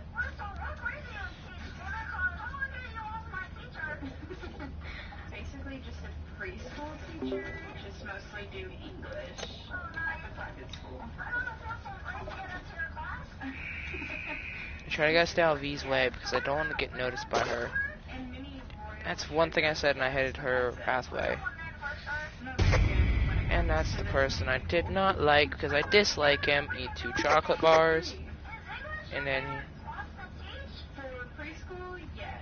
Do you like school? so there's 2, 3 here. She's heading this way, so I should be able to get direction. I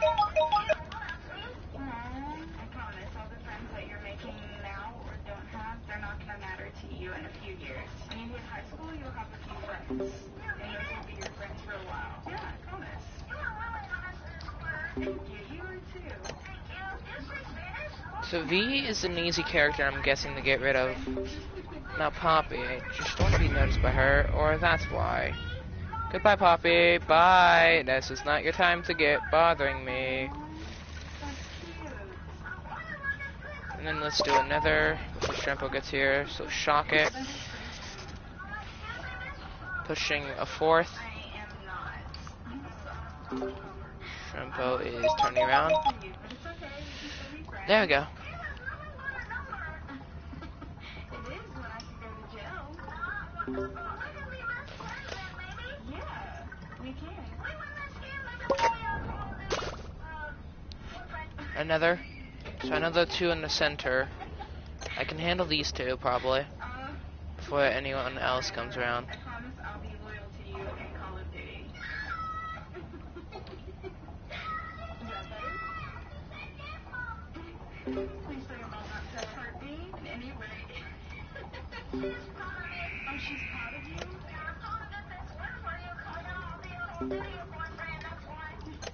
You don't have to.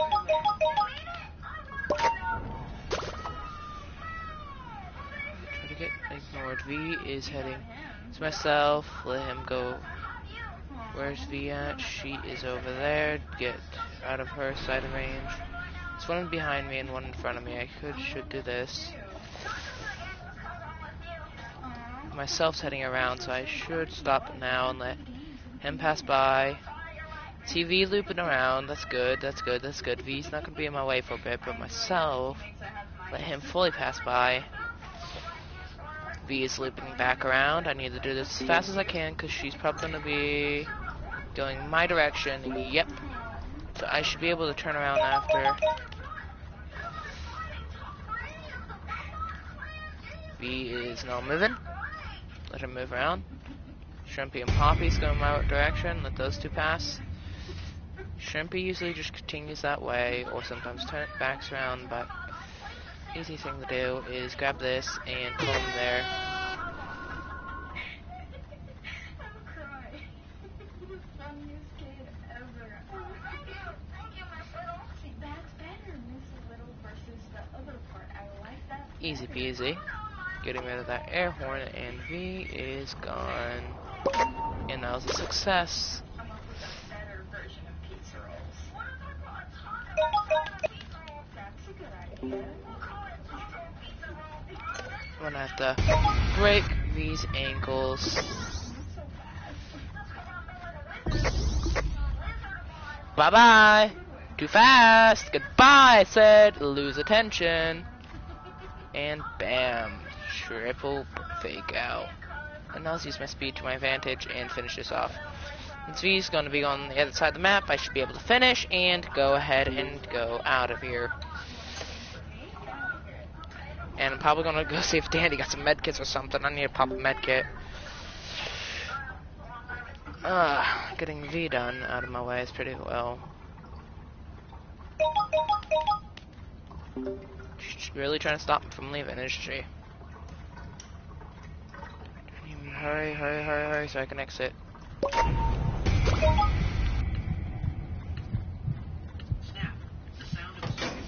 Okay, what do I got? Bendy shop. I'm a man. Isolation. So two things that can help me with finishing up gens pretty fast. And floor 18. 2 more floors to go.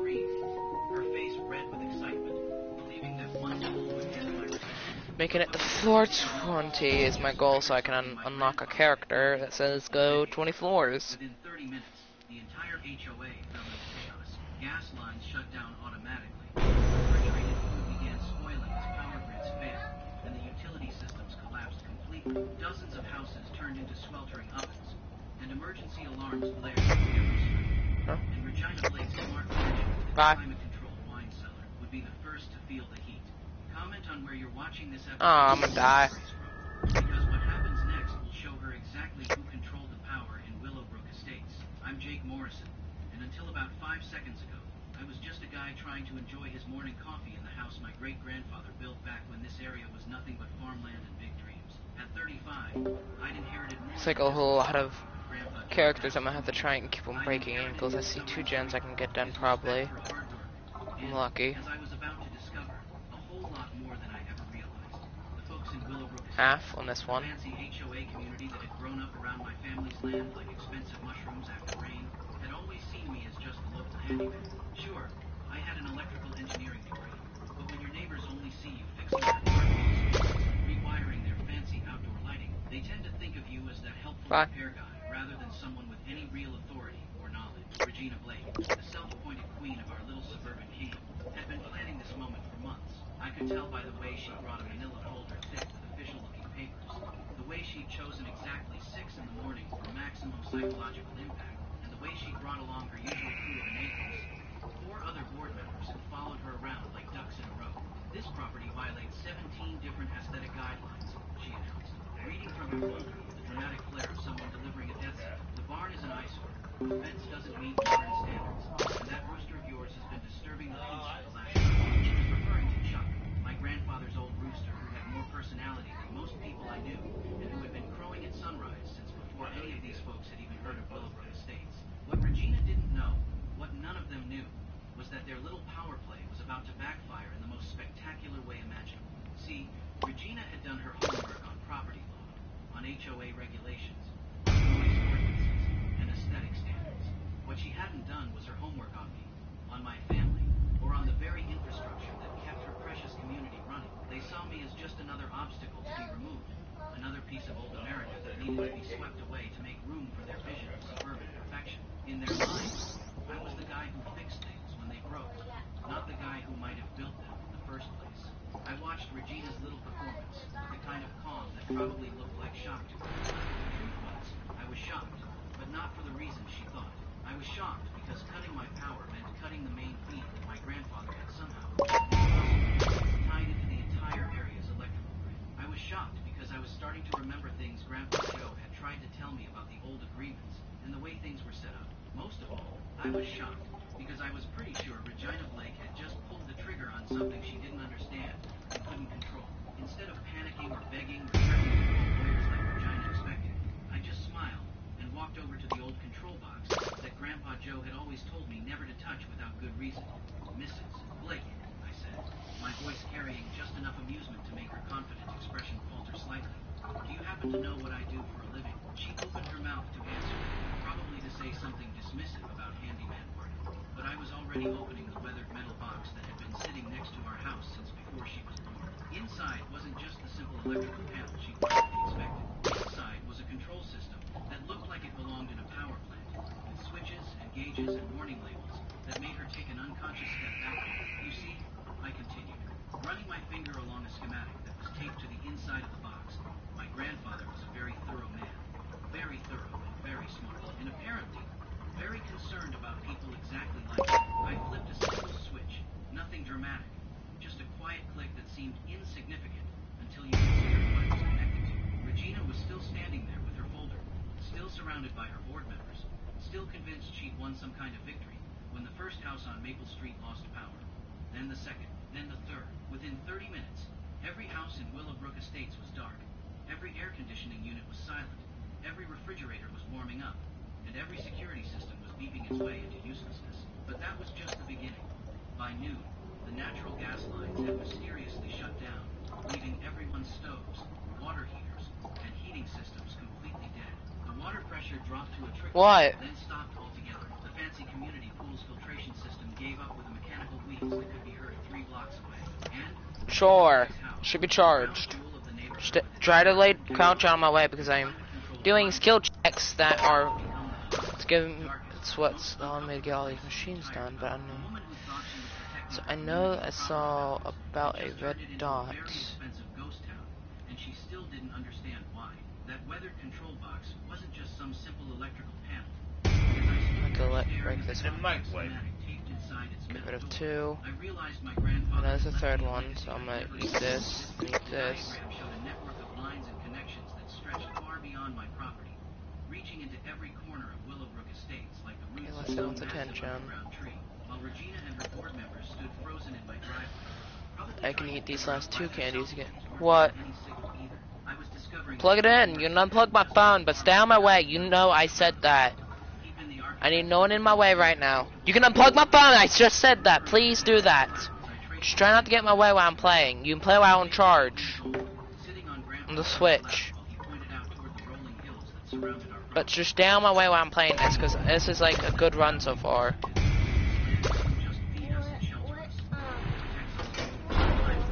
I'm on floor 19.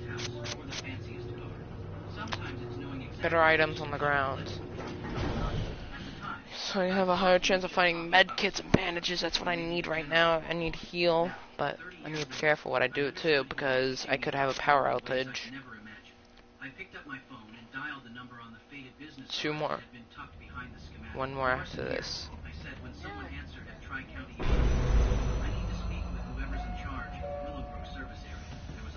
Search, grab, start. 1, 2, I don't see anything else. Tisha, she should stop in a sec. Use her attention. Boxy Boo's a speedy one, but he can be annoying. Tisha's going the other direction, so she should be fine. Now let's do this half. Let's try to finish this off, and then head to the next machine.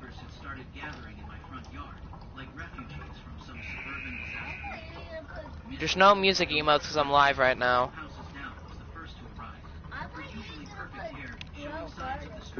No, I play Dandy's World a lot of the time now. Okay, I can eat this, 1 more stamina. Grab this to research. Boxy Boo.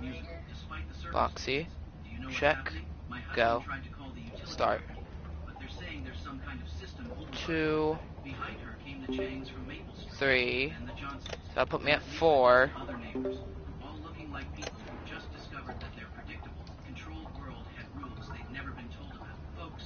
And there's the hacker, so I got Boxy's gonna get in my way. I'm bad trying, so I'm gonna have to get him off my. And 5.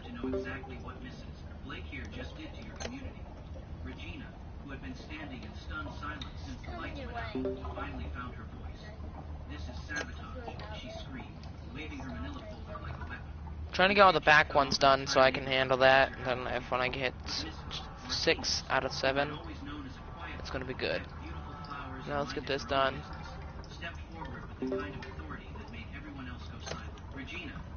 And done. Boxy is heading around, so let's start this. Poppy is. I'm gonna try to get this. Poppy is now leaving. Perfect. Grandpa Joe hadn't just been some country handyman who happened to live in the middle of what became a fancy subdivision. He'd been the man who designed the power grid, the water systems, the natural gas distribution network that made Willowbrook in the first place. The subdivision hadn't grown up around our farm despite our being here. It had grown up around our farm because we were here. After all, we were the foundation that made all their modern conveniences possible. And when the developers came calling 30 years ago... And 6. So this, I already found the last last 5, so I should be able to get this done if I can do it just right. While leasing the land around Let's first get this one done so I can hit a lot of great jobs and stuff. questions that were getting increasingly hostile. Jake, she said quietly, there's something else you need to know. I've been noticing strange people around the neighborhood lately. People with cameras, people in unmarked cars, people who don't belong here. I think this is Blake's little power play today might be part of something bigger than just HOA politics. The way she said it, with the kind of careful precision that comes from years of training in how to spot people, made my blood run cold. This wasn't just about aesthetic guidelines and property values. This was about something that had been building for months, maybe years. I see. And Regina Blake just lit the fuse without knowing what kind of bomb she was attached to. As the sun started to set over No, it's fine, Nihilate. Don't worry. Another one that he should disappear off me at pretty fit. So quickly, he's gone. He's not heading for this one just yet, so I can get this one probably done. Down. Down. And they're gonna go for that machine, aren't they? Down, child. I'm a script for the Loop Stories channel. When people fight for something too desperately, it's usually because they know more than you think they do. I remembered Grandpa Joe's words as my eyes darkened, realizing I might only be seeing the He's tip gonna of probably the go for iceberg. that one. This script still has many shortcomings, and I hope viewers will share their feedback in the comments. The phone call that changed everything came at exactly 7:30 the next morning, while I was standing in my kitchen trying to figure out how to make coffee without electricity, and watching my neighbors through the window as they wandered around their powerless houses like survivors of some suburban apocalypse. The number on my caller ID was local. The voice on the other end carried the kind of cold authority that makes your spine straighten automatically. Mr. Morrison, the voice said, not bothering with pleasantries or introductions. My name is Victor Sterling, and I believe we need to have a conversation about your property and your recent demonstration of power. The way he said the word demonstration made it clear that what I thought was a defensive response to Regina Blake's aggression, he saw as some kind of calculated attack on his interests. Victor Sterling wasn't the type of man who called people to chat about the weather or ask how their day was going. He was the type of man who called to deliver ultimate Shh. orders. And as he spoke, I could Jeez. practically hear the machinery of some larger plan. I really didn't need to know, Nihilate. I represent Sterling Development Corporation, he continued, and we've been monitoring the Joe. area for quite some time. Your little study Hey, welcome in, Grilla dude. accelerate our timeline considerably. He paused, letting that sink in before delivering the punchline. We're prepared to offer you $12 million for your Welcome in. Not expecting anyone to join my stream right now. than market value, and significantly more generous than we've been with I'm just playing for fun and trying to make it to floor 20 is my goal, and try to find Pebble as well. I've only ran into V and Dandy. person Victor Sterling had made this kind of call to, and something about the way he said it That's it for the mains right now. I've been mainly going for trying to complete all these canisters. Another. I'm just distracting. Sid V at the same time. Man, that sucks. I've been after Pebble for a while. Come on, Poppy, get out of here. I've been hunting for Pebble for a while now, so I can, because I'm after research on Pebble. That's the final twist that I need research on. To see, I don't have all the mains done yet. I just need Pebble so I can see what. I'm just trying to get unlocked the profile for Pebble. I need to complete this last one, and then I'm gonna try to speed out because I have my one heart.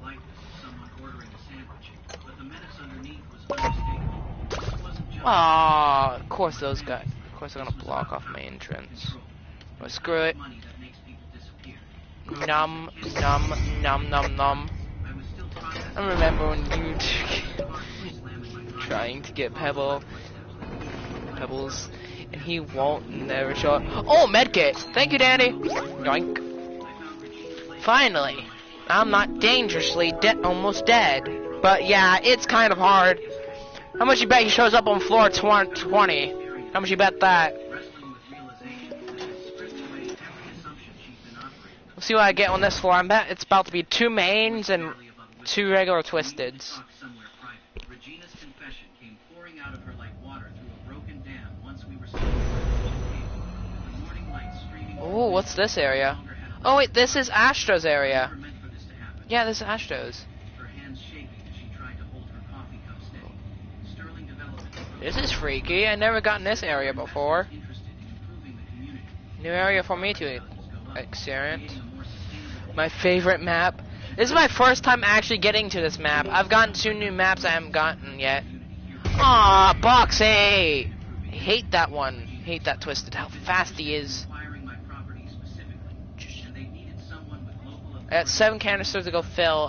There's no mains because I don't hear footsteps. They told me about 17 different violations they'd identified with your property, she continued, pulling out the same. Gorilla dude, if you want to join me, you can. Now her hands were trembling as she opened. Aesthetic guidelines, noise ordinances, environmental concerns, zoning issues. They said if I could document. I don't mind people joining me in my when I'm playing games. Poppy, okay, Poppy's not a bad one, but annoying. Duffbug 545 DUFF BUG 545. That's how you spell it. Researching every possible angle they could use to justify taking property the owner didn't. Soda can. But what Regina hadn't known, what Sterling hadn't bothered to tell her, was that acquiring my land was just the first step in a much larger plan. Jake, she said, her voice breaking slightly. Hi. Okay, I'm not that fast right now, so I'm gonna try and get you off of my butt. Half of Willowbrook Estates and build some kind of industrial complex. As Regina spread Sterling's development plans across my kitchen table, I felt the last pieces of my comfortable, predictable world crumble away. This wasn't about HOA. Man, how rare is Pebbles, my question? This was about the kind of development I thought it'd be the easiest to get, but nah. Astro is my first actual main I ran into. generations. Astro and Sprout. And somehow, my family's 150-year-old ranch had become the keystone that Sterling needed to make their vision a reality. The sound of Drink that and grab that. isn't something you forget easily, especially when it's coming from the direction of your grandfather's old workshop, where he kept all the important documents that suddenly seemed Grab a lot this. more valuable. Ah, come on. Grabbed the baseball bat I kept beside my nightstand since I was 12 Okay, years he's old. gone. Moving through my dark house with the kind of careful silence that comes from knowing every creaking floorboard by heart. What I found when I reached the workshop wasn't some random burglary or teenage prank, but 3 men in dark clothing systematically going through every filing cabinet, Sent it? Okay. every storage box. So you sent it to the one that's nicknamed Anki? Wanted to get their hands on, looking for something specific. Gentlemen, I asked, flipping on the battery-powered lantern I brought with me, and watching as all 3 men froze like deer in headlights. The largest of the 3, a guy who looked like he'd learned his people skills in places where conversations were Two. settled rather than words. Head over here to this one, get it done. Inside his jacket before apparently I'm doing pretty well this round. he noticed the aluminum bag. Yeah. So what's your like main character you use a lot of the time? This conversation before with other people hadn't been cooperative. Honestly. We're here on behalf of Sterling Development to retrieve some documents that belong to our client. But here's the thing about growing up on a working ranch. Even once surrounded by suburban development, you learn pretty early that preparation matters more than strength. Planning beats improvisation every single time. The documents Like your main character you use a lot of the time when you play. are important enough to send professionals to steal. So honestly it says Luffy or something. I don't know his name, but I use him a lot for my runs now. Copies of everything that had been in that old control box, and a few other things I found that made Sterling And I use the Twisted Boxy and manual. confrontation in my workshop might have turned ugly. No, it's not. I don't use it for distracting at all. I'm pretty fast with gens because I mixed up with 2 boosters and speed critical chance. I have Twisted Boxy's trinket and the machine manual. About Mr. Morrison yesterday, And it makes these things much faster, and I can use the speed for my advantage. about the breaking and entering operation. Regina's face went pale as she realized that No, I'm meaning I said I distract. I don't distract at all, actually. the same people who've been asking I might wear the distractor character skin all the time, but I mainly just use him so I can have speed when I'm doing runs. So I mainly do solo runs if it's rare. I use sometimes I like to go public, but I prefer my solo running because I'm better solo. Call them there. this carrying a shotgun and speaking into a cell phone with the kind I want to get rid of the air horn anytime soon, so of solve problems. that's like one of my goals was trying to get rid of that air horn because I don't like keeping it in storage. 2 last canisters. I should be able to get this one done in a matter of seconds. To her phone, keeping the shotgun pointed in the general direction of Sterling's men. I need immediate backup at 1,247 Ranch Road. Yeah. Progress. The 3 men from I'll want to get Goob because, listen, I'm not trying to say anything, but he's the most adorablest character because how he acts like a child and stuff. And who's on me? It's Poppy, okay. Okay, it's not Boxy because he's usually faster, but I like Goob because how adorable he acts and stuff. Scrap and Goob, they're a nice brother and sister combo. Retired 2 years ago, but I still keep my eyes open for the kind of patterns that suggest organized criminal activity. I play Pressure and other stuff when I get bored. In the air like smoke from a fire that was much bigger than anyone had realized. And as Mrs. Martinez explained what she'd been observing over the past 6 months, I began to understand that Sterling Development's interest in my property was just one small piece of something much more complex and much more dangerous. They've been using the same pattern in rural communities all across the Southwest, she told me, showing me a folder full of newspaper clippings and property records that she'd been collecting. Identify properties with strategic value, create legal pressure through local authorities, escalate to intimidation and sometimes violence, and then acquire the land for development projects that never quite materialize the way they're supposed to. The most damning evidence wasn't in this.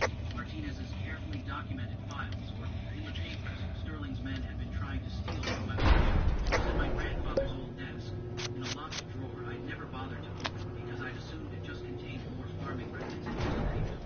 What I found instead were letters, dozens of them, dating back nearly 20 years. Yeah. Development companies, The, including Sterling. the funny part, I don't know much lore on Dandy's World, sadly. I don't focus on the lore, I just play random games and try to find something new to play for myself. Shows careful handwriting. That footsteps, it sounds like... That's V, yeah. And exactly why they wanted it so bad. Bye-bye. That night, Bye. sitting in my dark kitchen with Regina, Marcus, and Mrs. Martinez, surrounded by evidence V's pretty easy to handle now since I know how to cancel our thing much faster. money and more powerful people than any of us had imagined. I felt the weight of my grandfather's Second V this round? Nice. heavy coat. This wasn't just about keeping my family's land. This was about protecting something much larger Two. and much more. I think Pebble's like a 1% chance, honestly. This was about standing up to the kind of people who think that money and intimidation can solve any problem. That's what I'm starting to think. Any property, regardless of who gets hurt in the process. When I woke up the next morning, I found My favorite game is like Doors or Dandy's World. boxes, folders, and what looked like enough evidence to stock a small. Me, Dandy World's not my top tier because I don't play as much as Pressure. I love Pressure more because of the underwater concept. Spent the night making phone All mains are 5%. Bro, Pebble's rare. Oh, Goob! I feel bad for him. He looks so sad. and Marcus had been doing what I got Goob. I know, but Pebble feels like a lesser out of the V's. You can never. Oh my god, who is it? Oh my god, Cosmo. I'm tired of you. I've had you. I've already gotten you so many times. Go away. 3 years since he'd moved to Willowbrook Estates. He was But why does Goob look so depressed in twisted form? No, don't. I'll flip. I gotta run. Cause I don't want to be seen by V. Astro, the rarest. Shelly is the least rarest. He is the second. So V is the second rarest, but I ran into her more than. Actually, I've ran into her more than Shelly. Actually, I've only gotten Shelly once. I've ran into V about 4 times. So I don't believe that by any chance. V is a more common character for me to run into. No joke. I've never gotten Pebble ever. Well, Pebble's lucky or distracting. Yeah. I'm after trying to get Pebble's skin and V's skin, but I have the Nightlight person, but I kinda don't want to do her quest because she is too slow for my pace.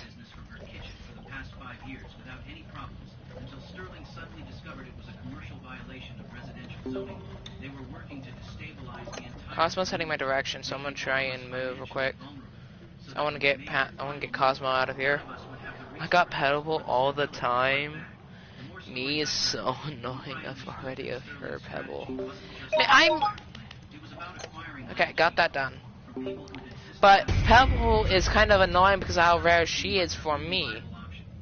He. I don't know. I don't know Pebble's gender. ringing almost constantly since By the way, is V a she or he? suggested that her I always wanted to call V a he. were taking Sterling development very seriously indeed. Agent Sarah Winters is driving down from Los Angeles. She announced to the crowd that had gathered in my front yard.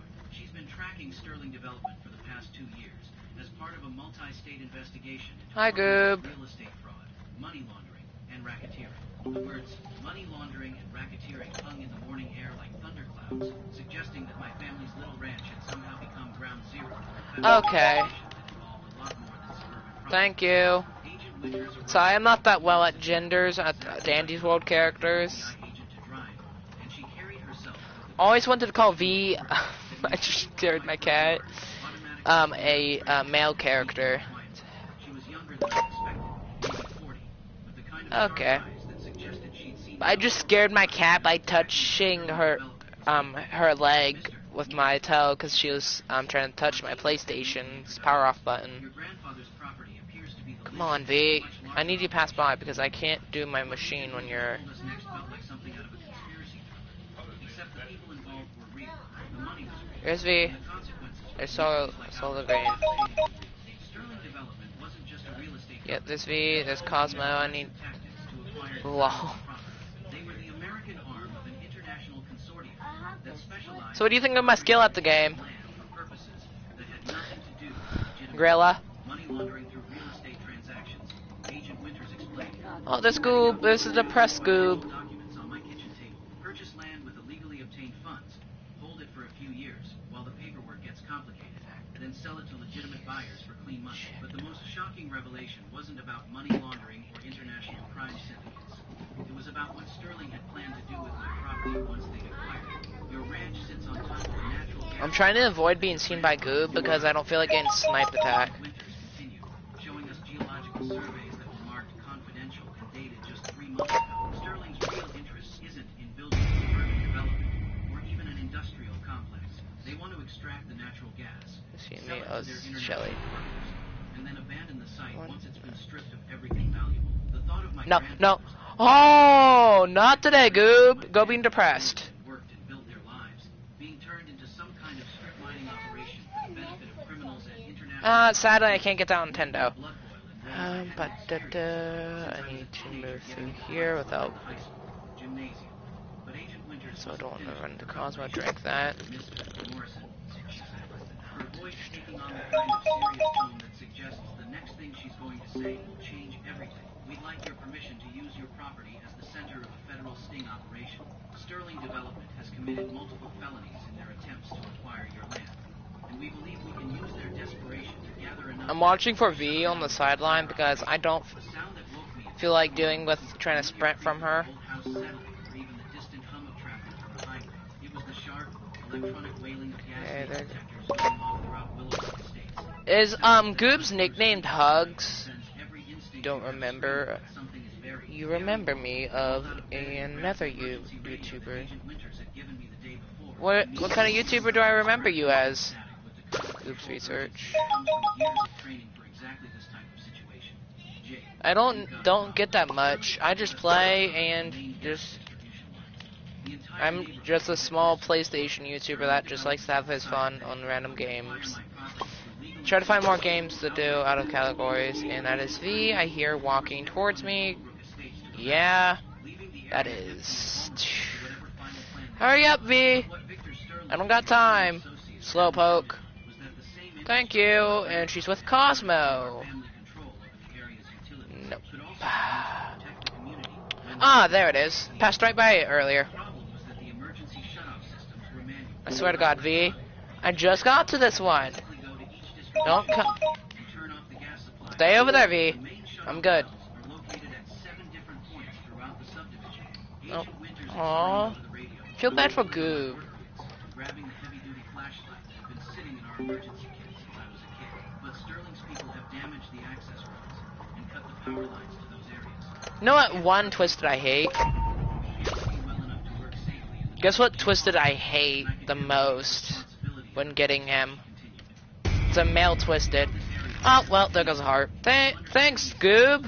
Thanks for the hug, but I kind of didn't want to lose heart health. Dandy, get some bandages and stuff for me today. Man, Dandy, can we talk about this? I don't want air horns, Finn. No, the mirror dude, that mirror character. I dislike him a lot when I'm doing a solo run. I'm fine if it's like a public run, but solo running with that mirror dude is annoying. Generating room. Forgot this room.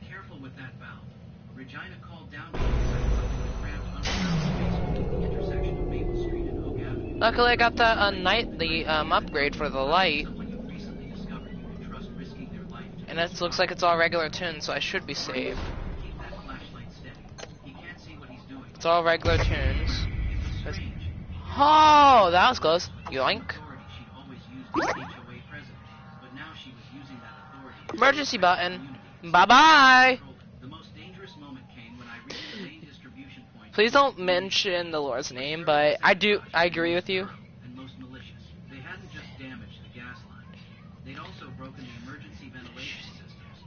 Finn's actually not that annoying to me. Poppy is the other. And I just got the heart back. I hate dark rooms, but this is the only way. I can continue moving on. Trying to hunt for Pebble. My flashlight beam swept across something that shouldn't have been in a utility tunnel. A storage area that had been carved out of the underground space and filled with containers that didn't belong to anyone. Oh, flip! Yoink! Goodbye, Cosmo! I've done with you too much. I think I found what Sterling was really after down here. Some kind of I was able to beat the solo run with him in it. Surprisingly. Since my speed on machines, I'm able to get them done real fast because of my trinkets. I have the machine manual and Boxy's thing that gives me a faster speed, and Boxy's thing. Shrimpo, I dislike you and myself. The two I dislike. Oh, bruh. Seriously, guys. Seriously. I get hit one more time, I'm dead. Man, I've just gotten... Oh my god, who is it this time? Can I do it? It's nothing. I can do it is so it's nothing though. Yeah. That's me, it gets my nerves, but... Listen, you'd be like part of the speed trio when panic mode hits. When panic mode hits and Glisten gets... his mirror shatters on panic mode... And anyone that's near a radius on one heart, they're screwed if they don't have speed on their side. Can you agree with me with that? I found myself surrounded by neighbors who had spent the night helping coordinate the emergency response. FBI agents who were preparing to make arrests that would shut down Sterling's entire operation. And Regina Blake, who was standing in my front yard crying with the kind of relief that comes from discovering that the community... Why wasn't Glisten made a main? As the sun came up over Willowbrook Estates, revealing a neighborhood that was safe, secure, and who is it this time? That is Gigi. Yeah, 3 stars and... Listen. Yeah. Thing is, I dislike Cosmo because she is common but is real annoying to me.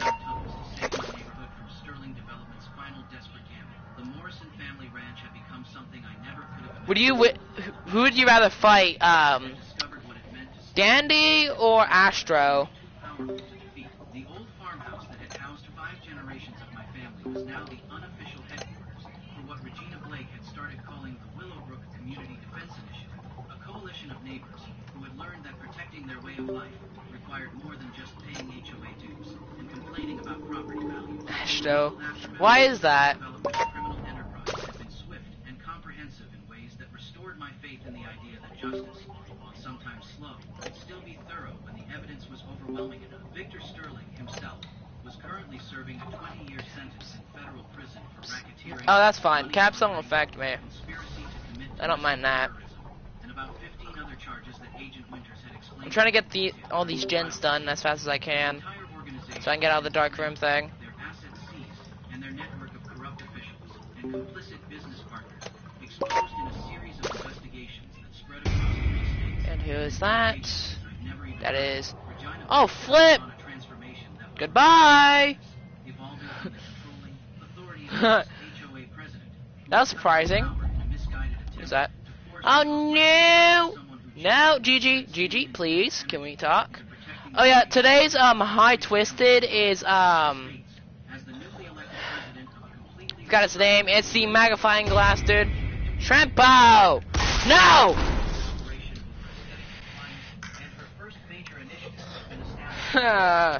What? I died at floor 21.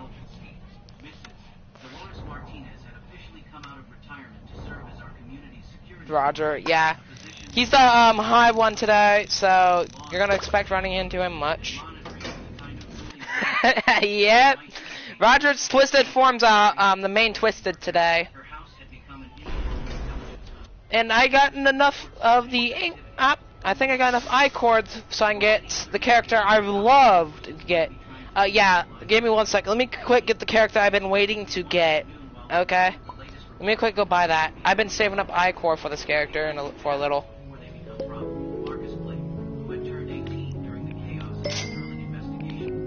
Listen, Razzle and Dazzle is one of my personal favorite characters, so I was saving up for her and him. Yeah, I know. I've been talking through my play.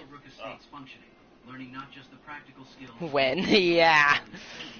Wait, why are you an Iron Golem?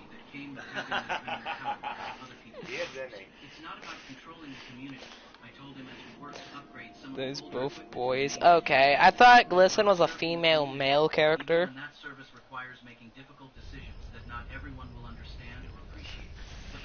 You can join in now. What? Well, the white one kind of reminds me of a female character, while the boy kind of reminds me of a male. That's why. But this is who I'm talking about, Razzle and Dazzle. This has cost me 2,000 I-Core. Yeah. But their passive ability is on odd floors. They're faster. Even floors, they have faster on machines. I want to see your character. Wait, who are you? Where are you? Oh, here he is. Here he is. It's Pebble. No, that's a dog. I gotta check my stuff. 1 sec. See if I got any more research done. No, you can't. Infinite floors. Come on. Oh, I didn't check, let me quick check my stats on her. Okay, they're all normal, okay. I wanna see her skin. Oh, I gotta check something. Dude, can you, I need to go AFK for a second to do something, okay? Do you care for that, or? Within 6 months, we helped 15 families successfully fight against forced sales, provided legal assistance to 3 small towns that were being targeted by industrial development schemes. Okay, I'm gonna be AFK in the center.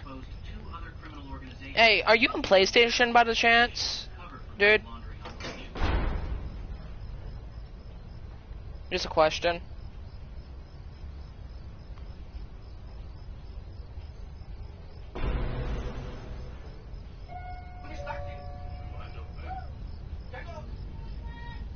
Are you on PlayStation by chance? If you was on PlayStation, I could invite you to a group chat of PlayStation. I'm gonna refresh the Discord link, and you can join the Discord server, by the way. There's a Discord server, and I can talk to you on Discord while we play. If you want that, make it easier for you to talk, so you don't have to type in chat. Or do you not got Discord either?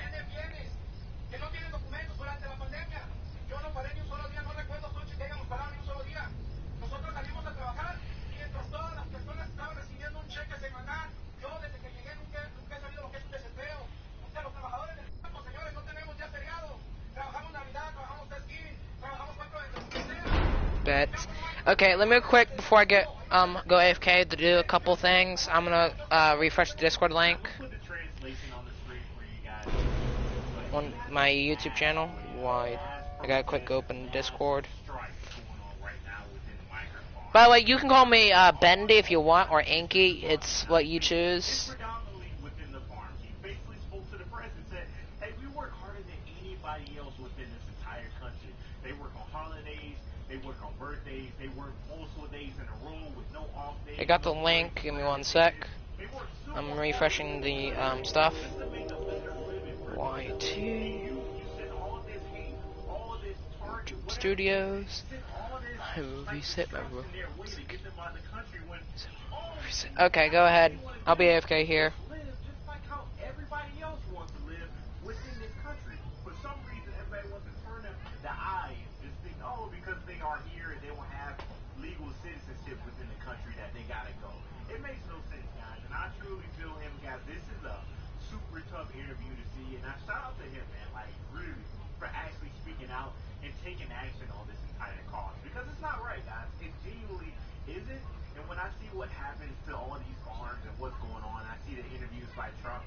It truly touches me, man. But hey, you guys let me know what you think about this in the comment section below. I got more videos in here that I gotta blow your mind. Make sure you hit that like button.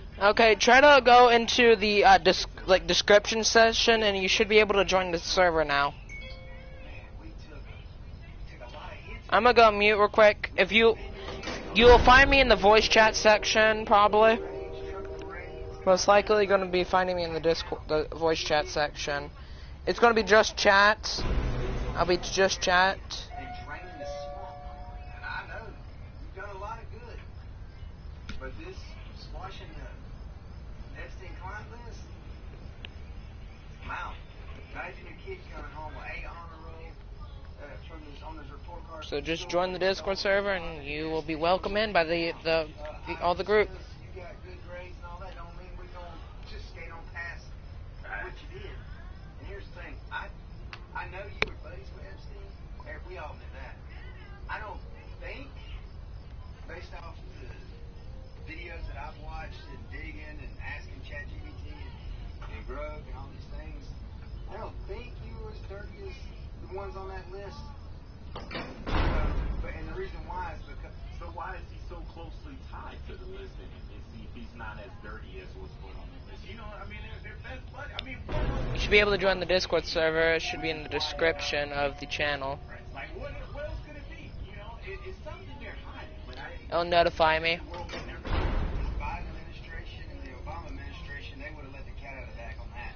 If they spent $25 million of taxpayer money on the 2-year Russia hoax investigation, I can guarantee you they would have come off your connection with Epstein.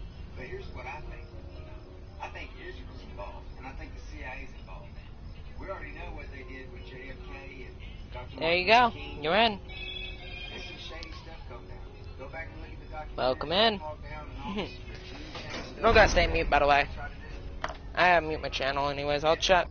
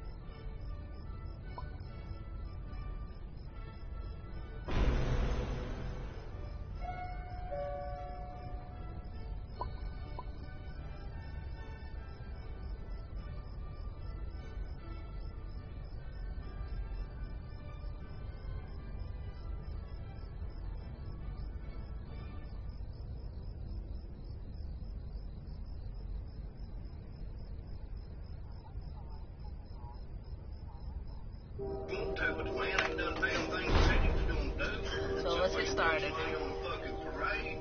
And the only reason Razzle and military Dazzle, I'm officers trying to like get they max did was research entitled on, to so protest get too, all because they requests don't done, so I'm support gonna go him check either. those out before So we get y'all keep started. supporting the militia, man. Maybe it's the tax on tips, maybe, or a tax That's on what. overtime. 75 floors, use 100 items, travel about I don't know the tax that 1, does. I just don't get the 2, 3, 4, 5, so 5 zeros, 10,000 block meters. This is what we wanted. And I don't know, but the man Purchase fucking 10 items from lied, Dandy Shop, y'all, finish put 50 fucking machines, and whipped pick up cream and 100 damn items. Pretty easy powdered quest sugar on it, for me. y'all think it's funnel Only cake. six. Shout out to the creator, he nailed it. Okay, I mean, you ready? that's just the reality of the situation. But I guess something is better than nothing, right? You don't need to distract, by the way. Just don't distract. Just focus on the machines. That's all I need you to do. Well, hey, you guys let me know what you think about this in the comment section below. Make sure you hit that like button. Yeah, but just don't distract this round. I just want to push as fast as we can, as fast as we can as well. So, since the first floor's odd, I get mainly movement speed. 5 million.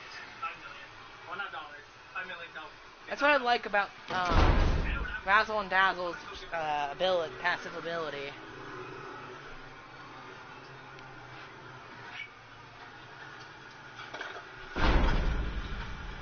Actually, 3 stars. Razzle and Dazzle has a 3-star on every of her stats. She's like boxing them.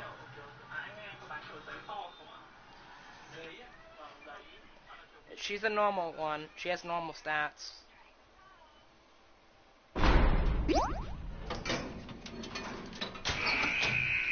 Devil's Extraction is at 1 star.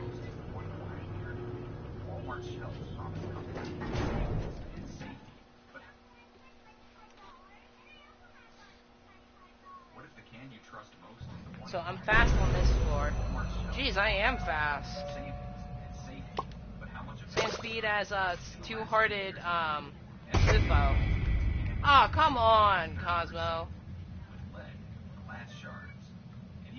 You know what I'm talking about, right? Yet these cans keep selling because no one expects a safe pantry staple to turn toxic. How many meals have you eaten believing cheap meant harmless? How many times have you fed your family? I got 2 newbies that play with half the time. I don't know if they're gonna be on anytime soon. If they do, then I'm gonna have to tell Dumber and Dumber to join the Discord server and stuff. Sorry, I'm not trying to be rude, but they are very dumb at sometimes. Come on, I have no stamina. Look, oh wait, I'm actually faster than her just by walking. Is that the? Number 1, Yellowstone baked beans. Huh. So since next floor, I would have 5-star extraction speed, I'm guessing. And slap on that rugged Yellowstone label like Kevin Costner himself, slow cooked on the ranch. 3-star movement, actually. Don't get that wrong, 3-star. So her ability adds 2 stars, actually. I pay attention mainly to stats and stuff. I'll use my characters. So is what Lufo mainly supposed to be a distracting character, not a extracting character? The balloon character, is he mainly for distracting instead of extracting?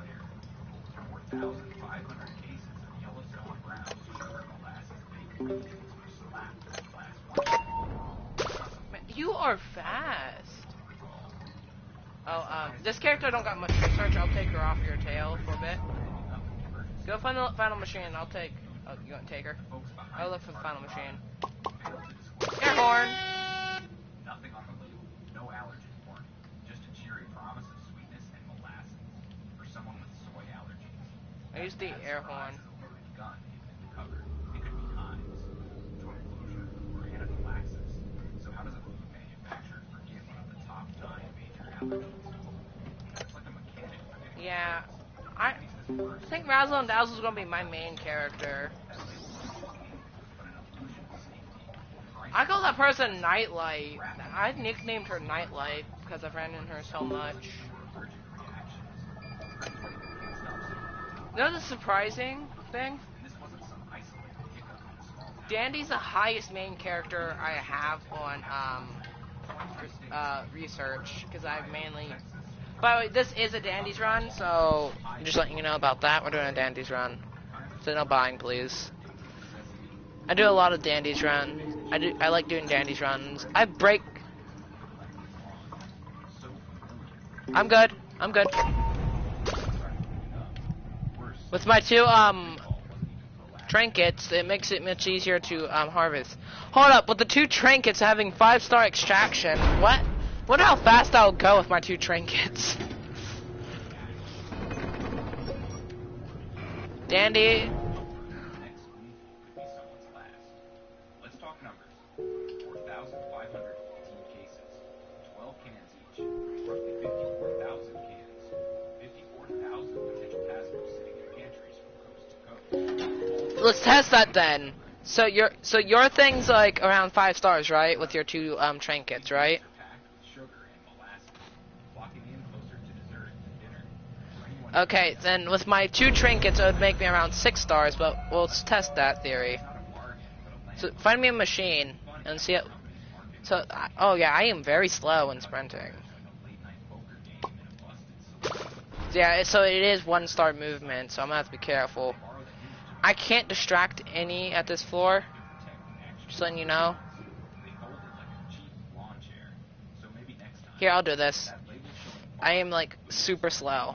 warning may contain betrayal. And if Yeah, this is much faster. it doesn't gamble with your health, the glass is so dark. I am slow. Brands and bushes or easy So, odd floors I can distract, but even floors I cannot. I can mainly do a lot of capsuling. little less cowboy fantasy. Oh, I like that detail. I just noticed the detail when Razzle and Dazzle talk. A neat tin of tuna. It box in, wait, which one's Razzle and which one's Dazzle? No prep needed. Feels smart and safe. It's the kind of item folks grab almost on autopilot. Mix it into egg salad. Dazzle would be kind of a deeper kind of name instead of Razzle. I've got this. That's exactly what I'm. the trailer with the freight train. I'll take this. I'll take this. I'll take this. I'll take this. The quiet convenience of canned tuna turned into a hidden I'm gonna go find another machine then. fry unit. I'm gonna go try walk. All I got is gumballs. I only got gumballs right now. Far off region, but in at least 26 states. Hey, there's an air horn over here. Walmart shelves in Alabama, Do you want it? Costco and California, Texas pantries, Florida Oh. lunch tables. I'll use that for next floor because, I am right now just walking as. They were there, and what was inside those cans? Yada is an annoying character. I've been after her character because of her extraction speed, so I can just use movement and stuff to her character. But thing is, unlocking 15 characters is kind of hard for me since I'm still kind of in beginner phase. Yada, please. Yada, stay down there, please. I am fine with you staying down there, but don't come up here. Kind of illness in terms of $1.90 dinner in the silent. Think of it like this. It's a feature Is it around the corner? turn it into a possible and cheerful little tab. Supposedly your friend. Well, if it's in like a corner spot, they don't go around those spots at all. I know that. I know Twisted's path. I hate being slow. And the way this played out is even more alarming. Finish that machine so I can stop being slow. I'm popping a lot of gumballs so I can get much faster since Poppy's nearby me and just seen me.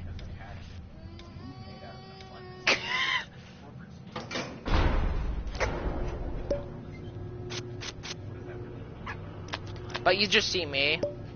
But you see me right now. Not knowing a can of tuna was to blame. And what about the You think I rely on people for canned tuna extraction speed half the time? economic strategy? I rely on extraction speed. I usually have 2 extraction items, and that balloon character is my main.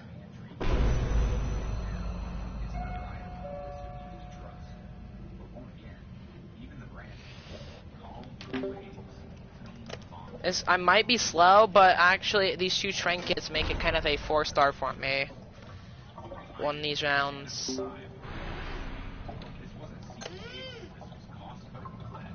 Oh, you gotta leave? Job? Okay. Turn off the switch. I've been after. At least we haven't ran into Roger because if I'm right now on an I-Corp run, Roger would be really annoying.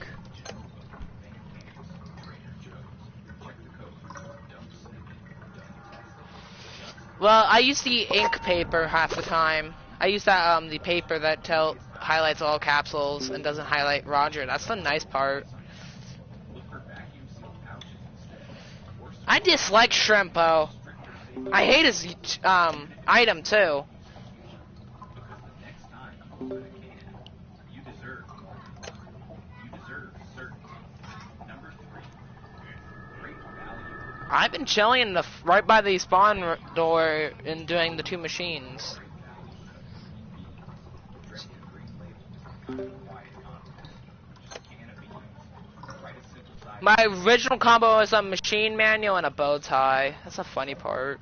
Maybe those who have butter on toast call it a for shoppers, especially those watching every dollar. This feels like a win low cost. No prep. You know the one people I hate that is Sprout sometimes? It's like sometimes. They're good healers. Oh wait, go ahead, sorry. Find something else entirely. What is it that encouragement? The next bite draws blood. Back in 2025, the FDA issued a new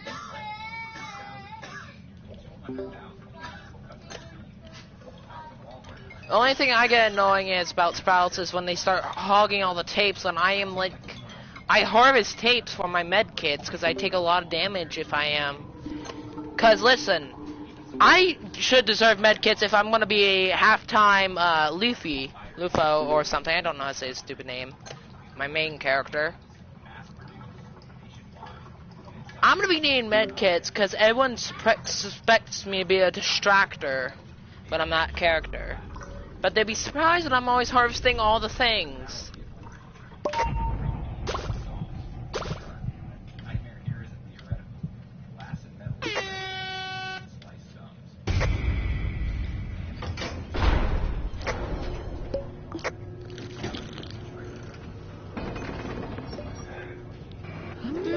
I want to kill Dandy. I want to kill Dandy. You see what's in shop, right?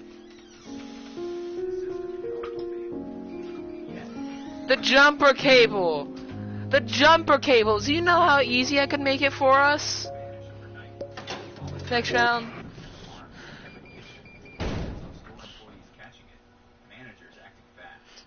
By the way, if we get the diamond card, we need to choose that because we need medkits and stuff. Shrimpo and Cosmo.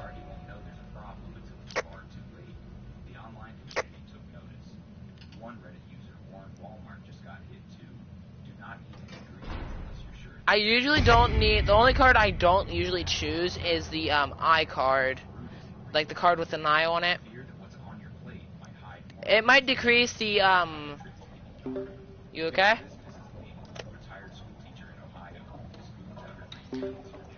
By the way, thank you for saving me there. I was not able to run from Cosmo.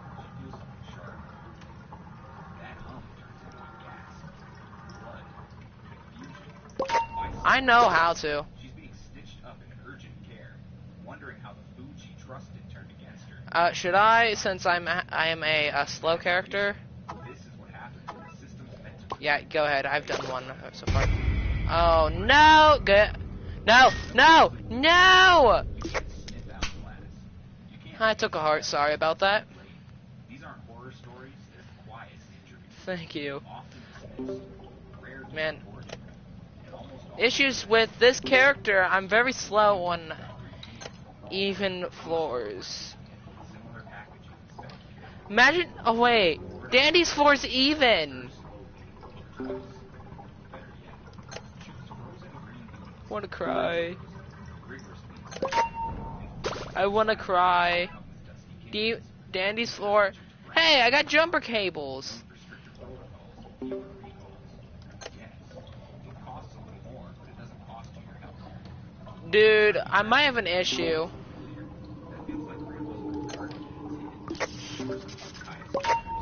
That's a Thomas tradition, but it's your safety that should come first. You know how Dandy's floor is even? Trust your gut, and don't let a side dish become a threat. Number 4. Great value. Ah, Shrimpo. Looks so innocent. No, your heart. Peas from great value. Stacked with yourself at Walmart. I'm out of stamina. I'm out of stamina. I'm trying. The lid, heat it up, and dinner gets its splash of I made it. older. Get in, get in. For those juggling fixed income,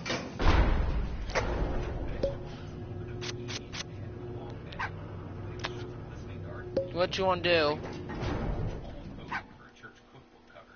Everything about it says safe, smart. Yeah, I'm gonna need that probably, anyways. Inside that can, behind Oh, I'll probably find bandages. Let me know if you find bandages or something, okay? one that cuts through the illusion.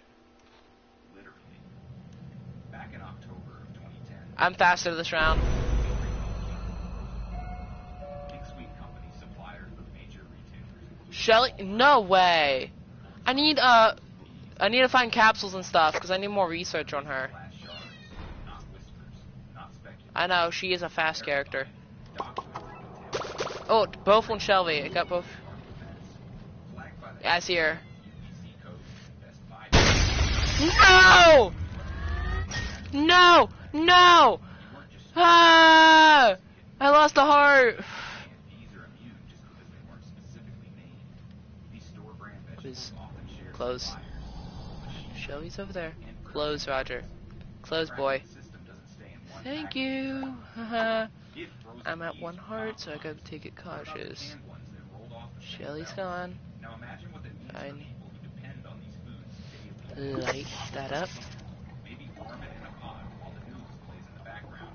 It's not a feast. It's fuel. Then crunch. You bite into something sharp, unfamiliar, terrifying, not undercooked, not stale, but jagged. It could be a sliver of glass, or metal, or plastic. Your dinner turns from comfort to I suppose. catastrophe in a blink. And while the 2010 recall didn't lead to widespread reports of injury, that doesn't mean no one was harmed. Think about it. How many older adults chalk stomach pain up to gas? Chewing gum stage. Injuries in this demographic often go unreported, unnoticed, or misdiagnosed entirely. That silence doesn't mean safety. It just means the damage is left in the dark. Then in 2016, Pease got hit again, this time with listeria, a pathogen that doesn't just cause upset stomachs. For older people, especially those with weakened immunity, listeria can mean meningitis, lung infection, or even death. The kind of illness that happens quietly, just like you open that. Simple acts, deadly No. consequences. Think of Mildred, 82 years old, window open. just to She grab died the from stove Shelly. on the stove. She lifts a spoon of peas, thinking she's doing something right, something healthy. That smile she wears, it's trust. Trust in the lady. Don't ask why I'm at 1 heart, okay? But that bite might carry more than taste. It might carry It might have been because of Roger. full of contaminated products. Once flagged, but eventually doesn't mean immediate. I wasn't paying attention. I was trying to find research capsules on Shelly. Products often linger on shelves, especially in stores where staffing is short and oversight weak. In lower income communities, that's not a gap, it's a canyon. These cans don't disappear on their own. They wait. Sad there's like no option from Dandy where you can use tapes to buy your teammate back. That'd be like a great option. Oh, flip! Nom nom nom nom! But better yet, switch to frozen peas from brands known for higher safety standards. Costco's organic lines, Bird's Eye, even store-brand frozen veggies processed under USDA. Actually, I want to die from Shelly, actually, because I want research, more research on her. Do you mind if I do that? Price is higher, but Come on. Sorry, but I just need research. Shelly, I got like barely any research on. because glass doesn't have to rattle to cause harm. She's a rare character I don't find as much. That's my second time finding her, actually. How rare is Sprout? Is he like the rarest or common? Okay, so where's Astro on the list? Not Astro, but Sprout.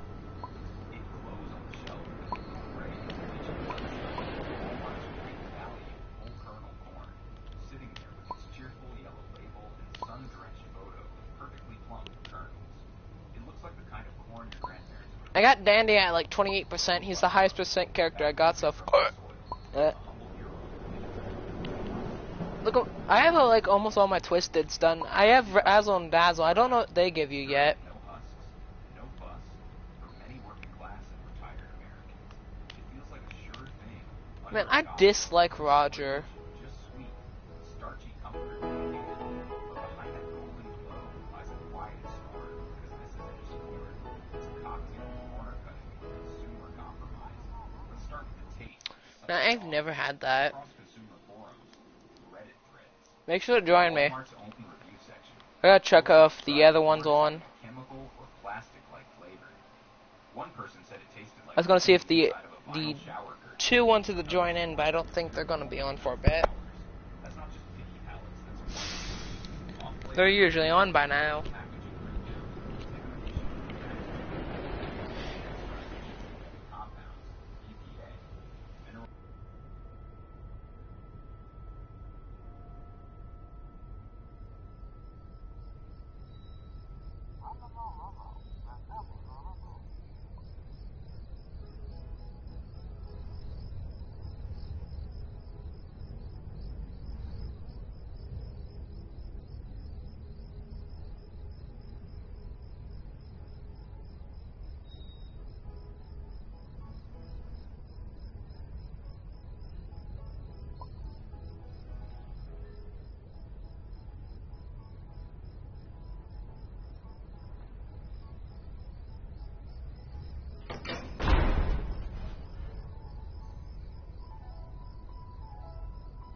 Okay. Let's see what kind of trinkets I can get. I could get the coin first, but sadly I don't want that. Skins, we could get. Wait, where's it? I want to get Razzle and Dazzle skin. Thanks. Should we save up for Razzle and Dazzle?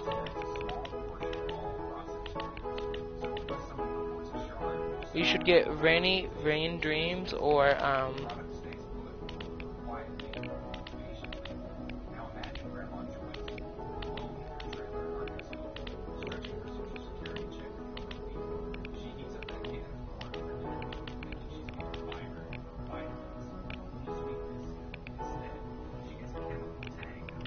Sea Flow.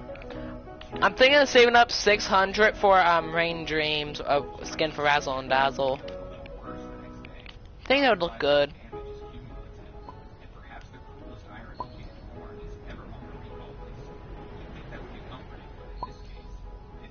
Yeah, I'm probably going to get Robux to get that. Haven't thought of it straightly yet. But you don't I'm probably not going to be Razzle and Dazzle this round because they're not the best with my strat. So I'm going to be this character. But I don't want the skin. I like the default better. Not trying to be rude, but the default form looks better. Come on. What kind of tunes do you got? Do you got V?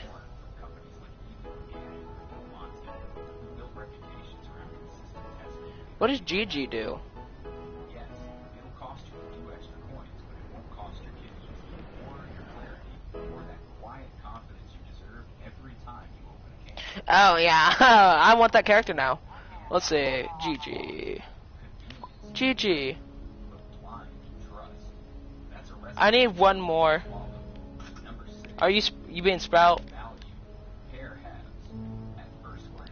Be the colored version.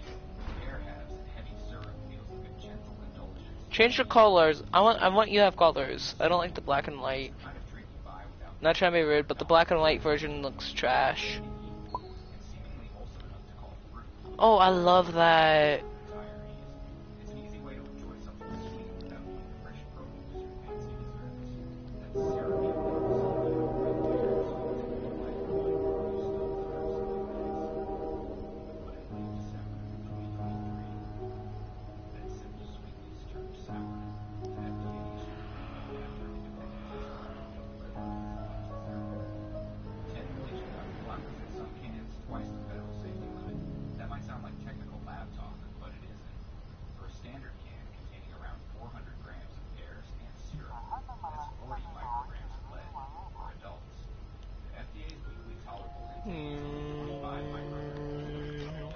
Hey, at least you don't gotta worry about my speed now.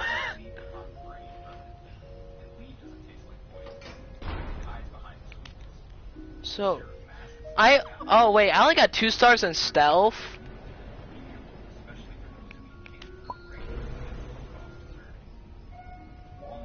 What?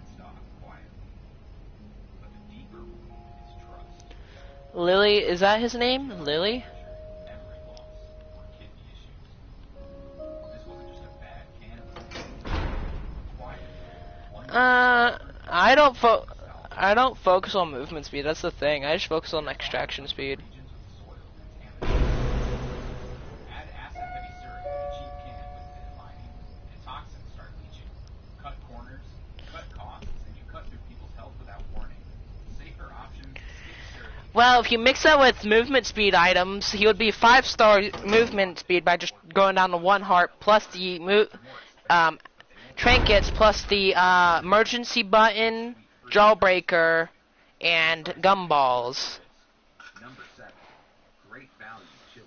Straightly that, you become the fastest. Or 3 emergency buttons. Filling and support. It's the kind of quick dinner that feels like a small victory. Heat it up, and enjoy the illusion of home. I know, but if you mix in all the other movement speed, you probably get up to about 9 stars of movement speed if you use all those trinkets. Trinkets and movement items. That warmth turns cold fast once you dig a little. I don't pick up tapes half the time. I mainly focus on I-core. Reports Just don't rub all the I-core. That's the only thing I say. They'll steal all my I-core. Poppies, one user wrote, tastes like motor oil. like all the machines and stuff. Another said, felt like I I usually do a lot of I-core with these machines. When someone steals like all the machines and stuff, I get annoyed. So I always try to purchase characters and stuff. Listen, I'm just focused on I-core half the time. testing found some great value chili cans. How do you think I got all my research? What's worse, How do you think I got all my research? great value chili cans contain lead levels close to 0.03 milligram per kilogram. Capsules. Federal recall No, capsules. I don't wear Roger. That's the thing. I never bought him. higher blood pressure, kidney strain, memory decline, I never bought Roger. slow, bitter betrayal, I only focused on and the packaging. It's just going around with the the paper and grabbing all the research capsules and then doing all the machines. Hi, hello, hello, mate. falls on the shopper to guess what's safe. Walmart is Yeah. Wait, can you just farm getting spotted multiple times just to get max research? silence. Our most vulnerable consumers Oh. Well, I get. are left fending for themselves. Safer route. Try aiming to chili or else on. Huh, so knowing V the whole game was a bad idea. You're saying? But they offer clear labeling, safer ingredients, and meals that respect your health and not gamble with it. Because chili should warm your stomach, not make it twist with regret. Every can on your shelf tells a story. I will call her a him. I don't care. I don't focus on gender, so I don't mind. Hi, Poppy. You smack me, I get faster. Well, I'm at 2 hearts. Well, that doesn't affect me. Factory shortcuts disguised You know, I'm not affected at being 2 hearts, right? Man, I'm raw. Dandy. Dandy, why the chocolates, man? You know how good those are for stamina up and speed? Why? Why? Why, man?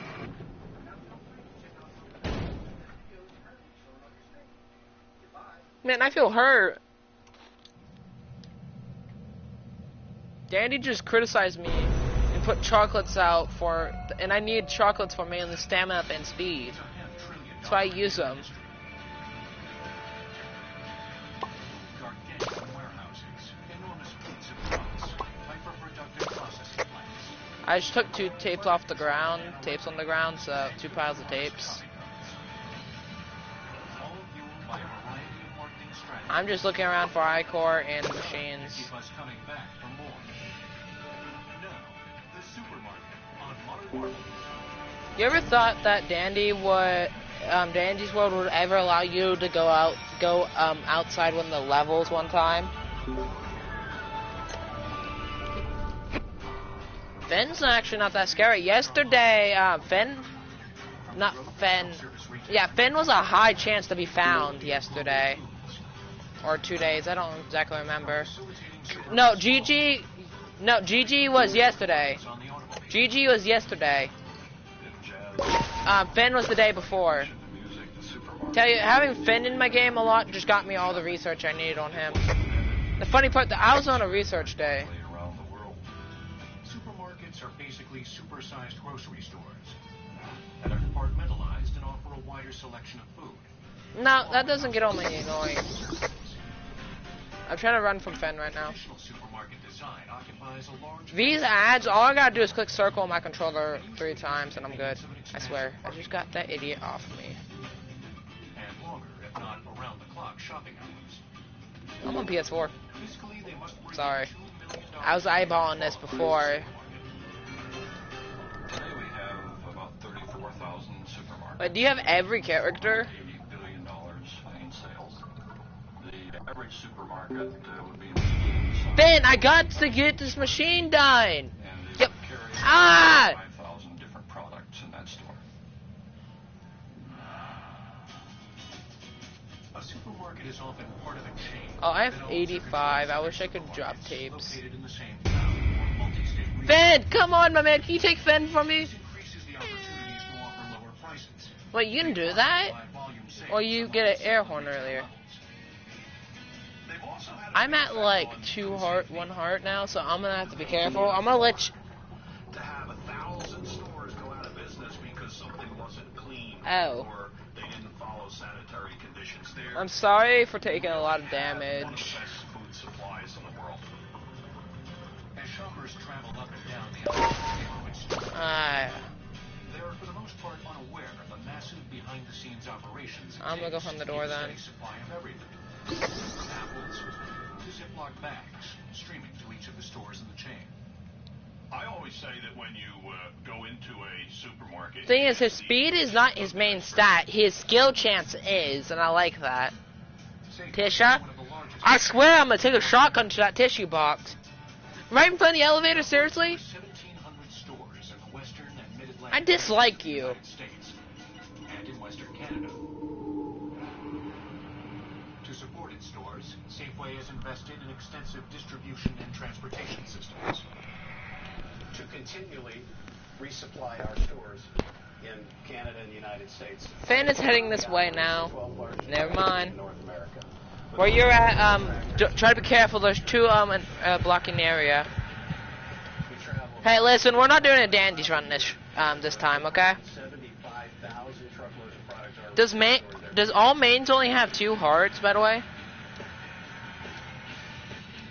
Most of the fleet is outfitted with 64,000 refrigeration units, capable of keeping a trailer hauling frozen products at minus 20 degrees. And the trucks are equipped with onboard computers. So can they avoid a shot or something?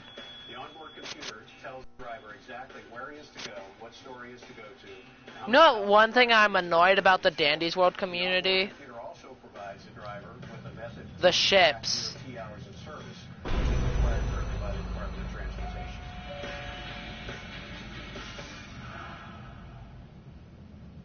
To service I need to this find fleet, some some of tapes. Safeway's distribution centers have their own maintenance areas, fueling stations, and automated truck washes.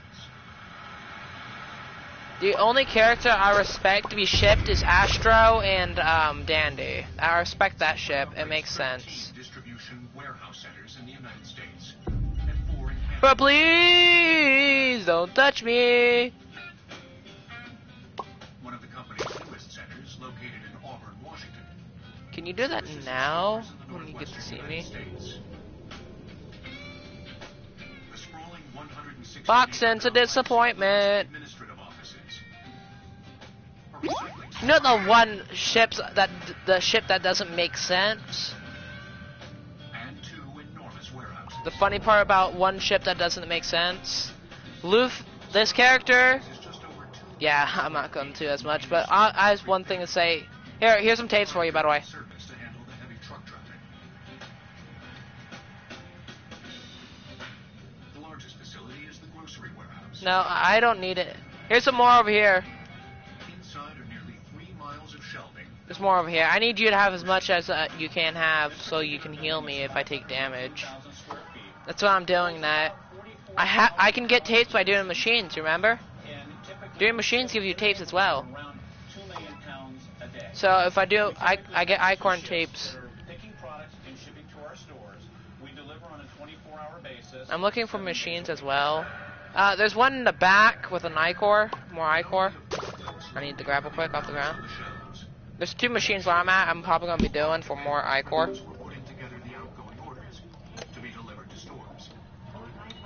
Sorry, I hog machines all the time. By the way. The headsets the pickers wear are part of an interactive computerized system designed to make assembling an order. Wonder who thought of how to make this game, honestly. What was their thought? How did they get the thought to make this? I'm not trying to be rude to the game owners. Selection technology is a technology that has taken the place of the old paper list of the things to pick on the palette to go to assembly. Nom nom nom nom. Bye, Boxy. I'm now the Flash. No. Computer just told me to go to slot 444 of aisle 5. Hold the slot. Slot location 444. Confirmation number 44. Computer tells me to pick one. That's what happens to me half the time. They think I'm a distractor when I'm wearing the skin. But surprisingly, no, I'm an extractor, actually, so I handle machines much faster than them with the skin. To go to the next location. Head to the door. I'll meet you there. So it was necessary when designing the buildings to set aside space for large recharging points. Oh, I'm back at 1 heart. The building that serves as the cold Because of Yarny. storage and perishable warehouse Sorry about that. I is am. the largest in the nation. Yeah. By the way, we can buy whatever from Dandy. It's not Dandy's run this round. Oh, you alright? Okay, sorry, I'm buying the medkit. The coldest is the frozen foods warehouse. It's maintained at 15 degrees below zero. I'm gonna use this medkit Produce is kept so I can get full HP. Wait, my head got bigger. Bananas are picked and shipped green and need I didn't notice that. Some Safeway built 12 banana ripening I didn't booths in notice the that. warehouse. Means you get Each faster? one can hold up to 1,000 pound boxes of bananas. By controlling the temperature and humidity. I got one question. Why is Poppy OP, honestly, for starters? Oh my god, it's one of the speed trio. It's one of the top 3 speed trio. The same way you would trap the gases in a paper bag. No, Pebble is one of the speed trio. The ripening process. Like in This panic technique mode. eliminates the need for unboxing and Like- unboxing this easily bruised fruit, resulting in significant savings of time, space, and labor costs. Among the I was not products expecting you to know that. in the stores of major supermarket chains are a selection of products they Come on, Toodles, leave me alone. I don't got no stamina. I'm at 1 heart again. manufacturers. Bakeries get an early I was trying to walk around the map trying to find machines, and I ran into Toodles again. I was out of stamina because I usually run around the map. Oh, dear. Oh, you're back here. white flour is Hi. brought in by the train carload. Presently, we are in I'm gonna eat my chocolate bar, so oh my god. Oh my god. Oh my god. Num num. Goodbye. we blow the flour into a sifter. From this I ate a jawbreaker and all my protein bar. where we use it for making bread. I love doing that. Flour is mixed with the other Just eat the 2 ingredients fastest items you can eat. size pieces. Shaped. And put into baking pans. Then it travels to the No. fruit box, so the dough can rise. Once the bread comes out Oh, I made the floor. I don't actually do that well at this game, as I think, but everyone else says I do good because I make it usually 4, 10, 16, or 20. 4, 10, 16. I've broken Dandy's ankles a lot of the time when I have him. it's cooled for 60 minutes. After the bread is cooled, Yeah, but Toodles is fast when panic mode activates. You know that, right? bread is sliced. We put it in a bag. Bag is opened with air. I'm able to outrun her, but if I have no stamina, then I'm screwed. The bed is in the back. We enclose it, as you can see, with a little quick lock. The whole red process Dazzle? takes about 3 What about hours, Dazzle? and right now we are producing about Why 600 not? rolls an hour. And that's the bread business. Another line of products many chains package under their own brands is dairy. At Safeway's Just run. Bellevue milk plant, truck after truck arrives filled with If we need to shows medical attention, like first aid or something. Electrical. Yeah, me had the same idea. These storage silos hold upwards to 60,000 gallons. Well, I don't like dark rooms. 250,000 gallons of milk. I do not like dark rooms. I always jump when there's a dark room.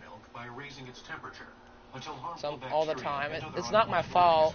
But seeing like a random twisted appear out of nowhere is annoying. Nightlight's one of them.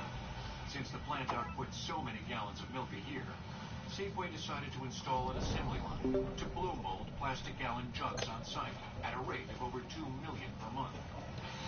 Oh, Sprout! Sprout! Once they're Yeah. trimmed, I need to find capsules this round. So I'm probably gonna head around the map.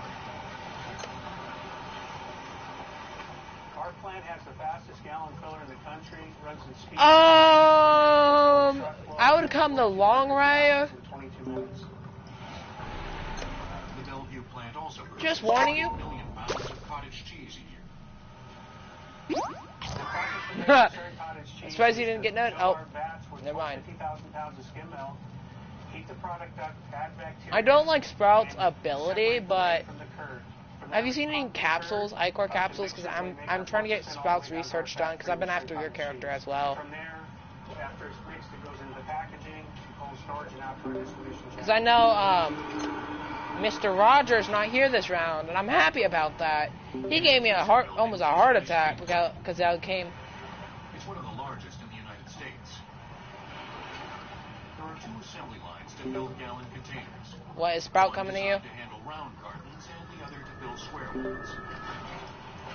Don't finish that machine yet. I want to go around the map real quick and check for research. Both of the lines output 1 gallon of ice cream per second. Adding up I'm to looking a for total of research. 2 million gallons per year. Oh, flip.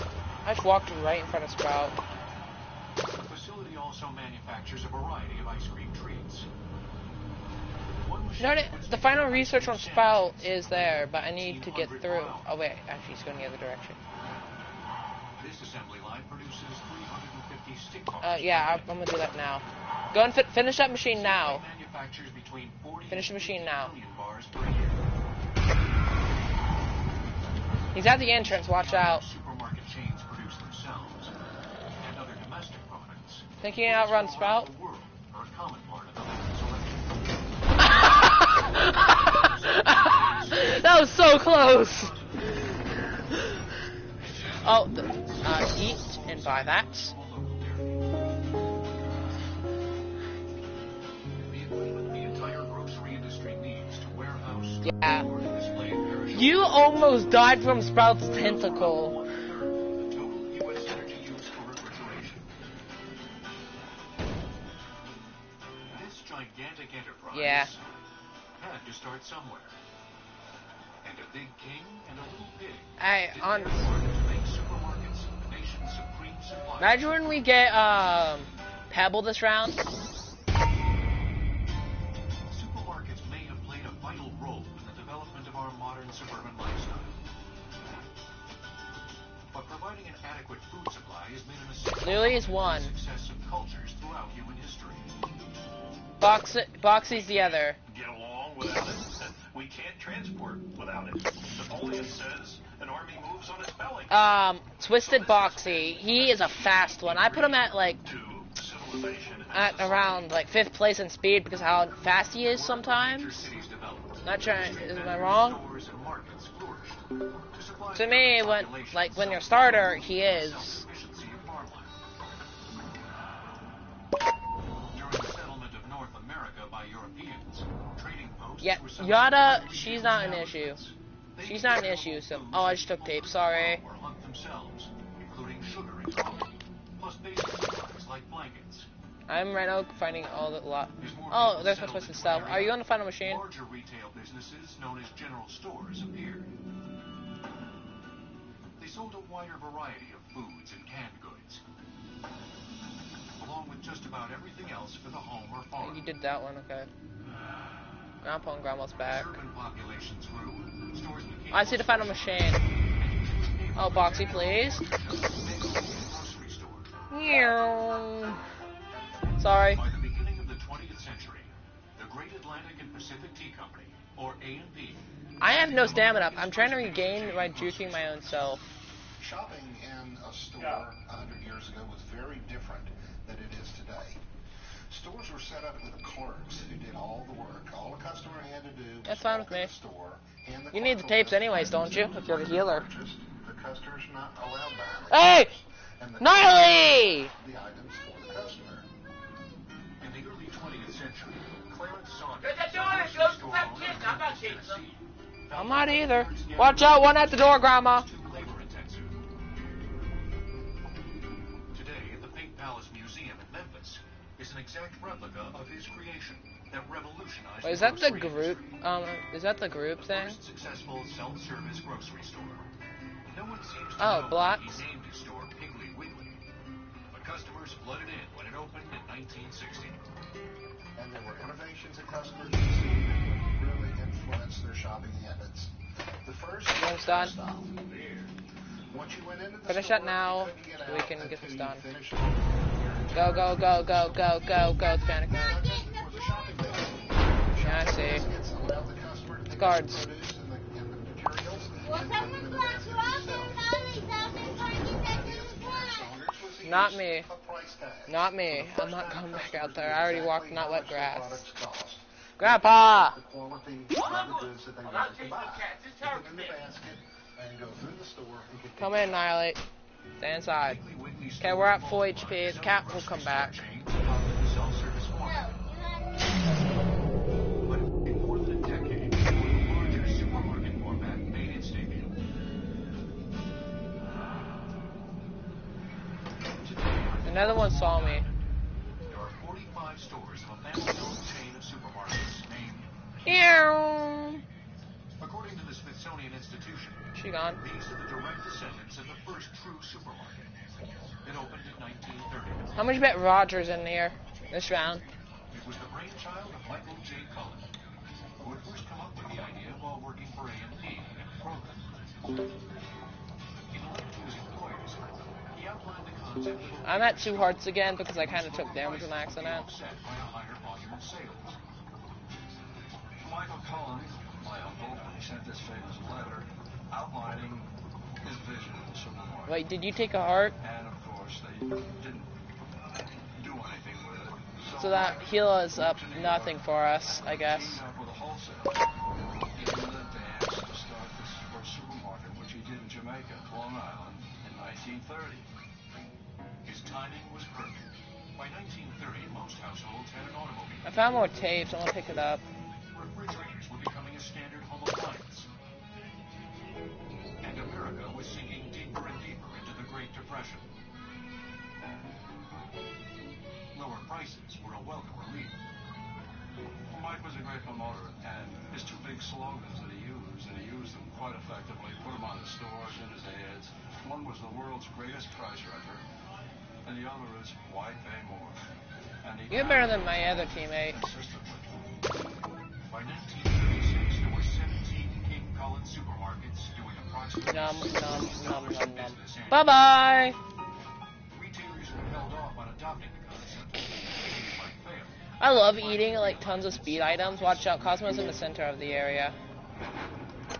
America's entry into Go find the last canister, please and thank you. the food retailing industry. Streaming schedule? Whatever time. Grocery stores, which were usually small family-run businesses, had to close their doors when the head of the household went off to join the armed Since you joined the forces. Discord server, I'll notify you when I stream. And if you like to draw, you can put fan art and stuff if you want. Supermarkets, because they were changed, because they were I walked in this. That's the funny part, but didn't see that because I was just picking up gumballs. chain out of business. In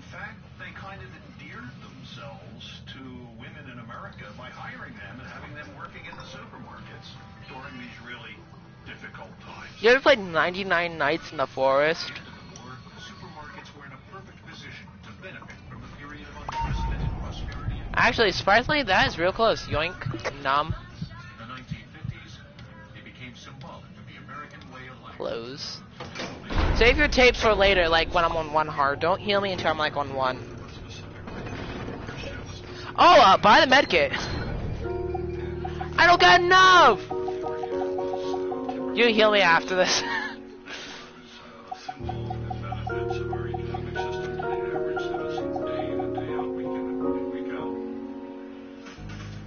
I'm fine. That's fine. You just try to look for tapes, okay? More than 70% of American grocery sales. Just let me know when you got 45 tapes. Kind of success bred intense competition.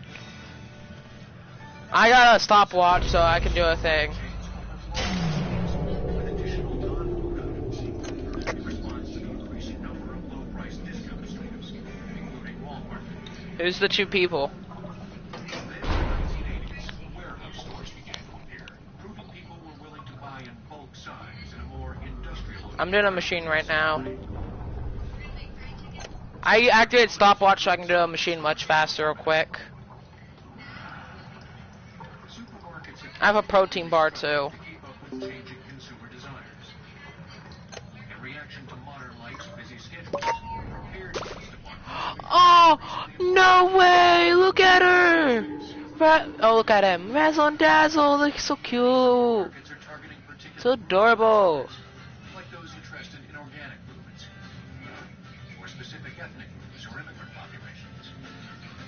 I know, but they're so adorable. I'm not trying to be rude, but Razzle and Dazzle's the most cutest character in twisted form. Aimed at Hispanic customers.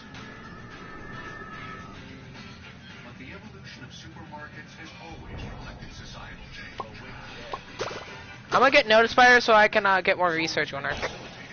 All I gotta do is sprint in her circle. When in a supermarket, always one step closer to the future. Bye bye. Yoink. Bye bye, Cosmo. Owners' attempts to make So I got rid of you. to supermarkets as Okay, there we go. Thank you. have led to many I'm getting a lot of research. I got both. I got all the research capsules I need. You think I can get the last 2 done? applications.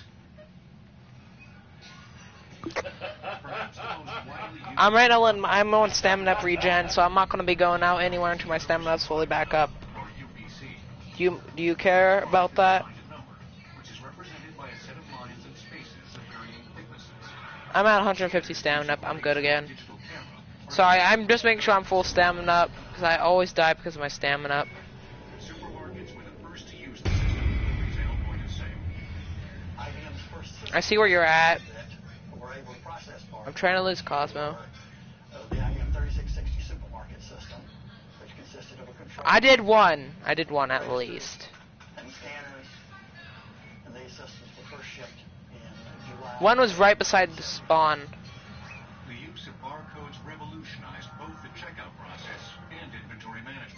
I'm letting my stamina up regen. I see you through the wall. Checks you out. It's not only Did you get the tapes you needed? devices, but it's also writing down every item that goes out of the store. So at the end of Can you heal me while we're on the way running back? the day, he can reorder automatically.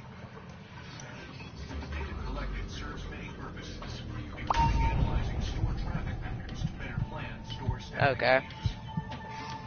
At least we're not doing a dandies run. That's a good What may thing. be the most important shopping aid ever invented, the shopping cart, was created back in 1930. It's basically that push forward. Oh, I'm out of stamina up again.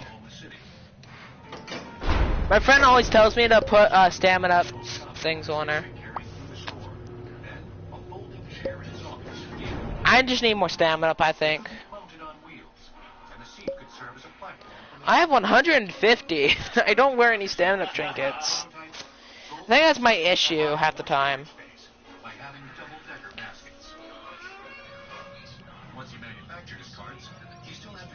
That's what I do. Is that bad? Walking into the stores would tend to say one of 2 things. If it was a woman, she'd say, No footsteps, so there is there's no footsteps. I don't hear any, so we might be good from a main. muscular enough to carry one of these little baskets around. So I listen to the footsteps and I can tell which main it is. these cars with products in them, and Oh, the brothers? somebody came in and say, well, hey, Bandages? Take that. You need it more than me. You have 2 hearts automatically. A larger single bag Yeah. replaced with double-decker baskets. Me are a good duo. Back end would swing. One cart could be pushed into another. A supermarket could have hundreds of them. Bye bye, smoke bomb. Area, not take up Uh, space that could be used to sell. Da, goodbye. Parents to bring I like how Shrimpo stomps his feet when he loses you, like a child. space to put heavier items. Shrimpo and Finn are called brothers for a reason, because they're both fish and they throw a fit when they lose you. To remind consumers every second that they're in the store of their products. Today's local Actually, we're at the final 3, actually. I'm doing one behind you right now. I see you doing one as well. where shopping cart theft is particularly frequent. Some stores have invested in electronic locking wheels. Wheel locks are triggered when they I hate how our feet get sticky. Here, let me do this one. There's various And who's behind me? Finn. Hi, Finn. Hey, I'm surprised we got the brothers. They're fine. They're fine. Don't gotta distract them. Hawthorne, New York, has been working Just don't take damage, okay? to smart up the business. When you walk into the supermarket, you take this out of the charging rack I need you to stay alive. on your cart. Think you can head to the entrance and loop them for a bit? Then what you do is you take. You think you can head to the entrance and loop them a bit? You scan your. Because I'm almost done with my machine. And I can pop all my gumballs so I can be faster than the guys. And that's the end of my shopping trip. Head to the entrance. As I go through the store, Come on. I'm able to scan my items. Bag it. Did you just break their ankles? I don't feel bad for them. Cart? No, Dandy. Dandy has something good in stock. Oh, yoink, yoink. I forgot what the valve does. Item can only use one age. Just buy it, that's fine. Just make sure you can use it. Try to get tapes as fast as you can. Okay. If I was you, I'll save up your tapes later in the run. Another innovation IBM has created, Oh, I gotta listen this round. No confusion, so it's not Shelly. pricing fruits Shelly's crossed off the list. by using a digital camera to capture an image of the object placed on the screen, Nightlight. so it can be visually compared to a database of stored imagery. What Digivision does is it has a visual Oh, I found me bandages. that looks at I'll use a bandage. saturation and the intensity. It's looking at the segmentation, so the lightness or darkness of the. Dude, I found a band-aid, I used it. And finally, the features, texture, curvature. So we don't gotta worry about me being at 3 hearts, okay? And by the way, it's Fen is the other. So now all you have to do is present a barcode tag and you're ready to leave the store. As the number of self-checkout lines increases, technologies like No, it's great. They can't see me in this corner during the machine. I like that. but there's another technology under development. Oh, is it slower again? Checkout lines There's no machine over here where I'm at, so we're good. This is the future of item tagging. This is an RFID tag, radio frequency identification. There's 2 tapes over here where I'm at. So an antenna and a Where you pass by. It essentially carries the same You wanna come information grab 'em? more as a barcode does today. When these tags become cost effective and all Come back around where you were doing that machine. when you go shopping, your checkout It's where the tapes are at. operation will be much faster. You will gather your items. Oh yeah, I see you're breaking one of their ankles. Or walk through a pool. and your transaction is done. I need to get spotted by Nightlight anyways, because I need more research on her too. selected for use at checkout, But not Fen. to simply leave the store. All of the tags of the items in the cart will be read, along with the customer's credit card, which will have RFID technology as well. The total will be charged directly to their account. Yes, ma'am. I'll get that done. Already in place is another technology that makes it possible never to set foot in a supermarket. I'll finish it. Where? New Where? York City, Oh. with its concentrated population, was the perfect proving ground for an internet grocery company. Oh no. Bye bye, Finn. Lose attention. Customer places Can their I order outwalk online Finn? at the Fresh Direct website. When all the orders are done being placed today, we begin picking the produce and getting all of the other items Bye bye, that our Finn. customers have ordered, organized in boxes in our 300,000 square foot Oh, I'm gonna take damage. There are miles of conveyor belts, and at the end of the process, there is 130 refrigerated trucks that deliver the product into the city I'm fine. and the suburbs. Smack me. Supermarkets have always Super relied on speed. technological innovations. Huh? But maximizing sales also Bruh! the social Watch out! benefits, especially psychology. Sorry. I'm hiding behind a box. Get people into their stores and encourage them to become loyal customers. Location is obviously a primary factor. Here, let me do this. I got an item for this one. There are two basic pricing Oh yeah. supermarkets typically You got those give tapes I told you to grab? customers they're getting the most. One they call everyday low pricing. I'm fine. ELP. Ben, why are you a disappointment? Let's try and find what the lowest possible price is. Let's sell it that way all the time. The other is called high-low. Should I get those grades? I broke Finn's ankles, but he's coming back for another round. Promotions are just incredible values. What, round 2, Finn?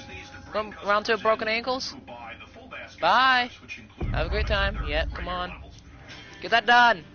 Beyond Can't handle Finn any more longer. market owners have He's in panic mode. analysis in determining how the layout of the store impacts sales.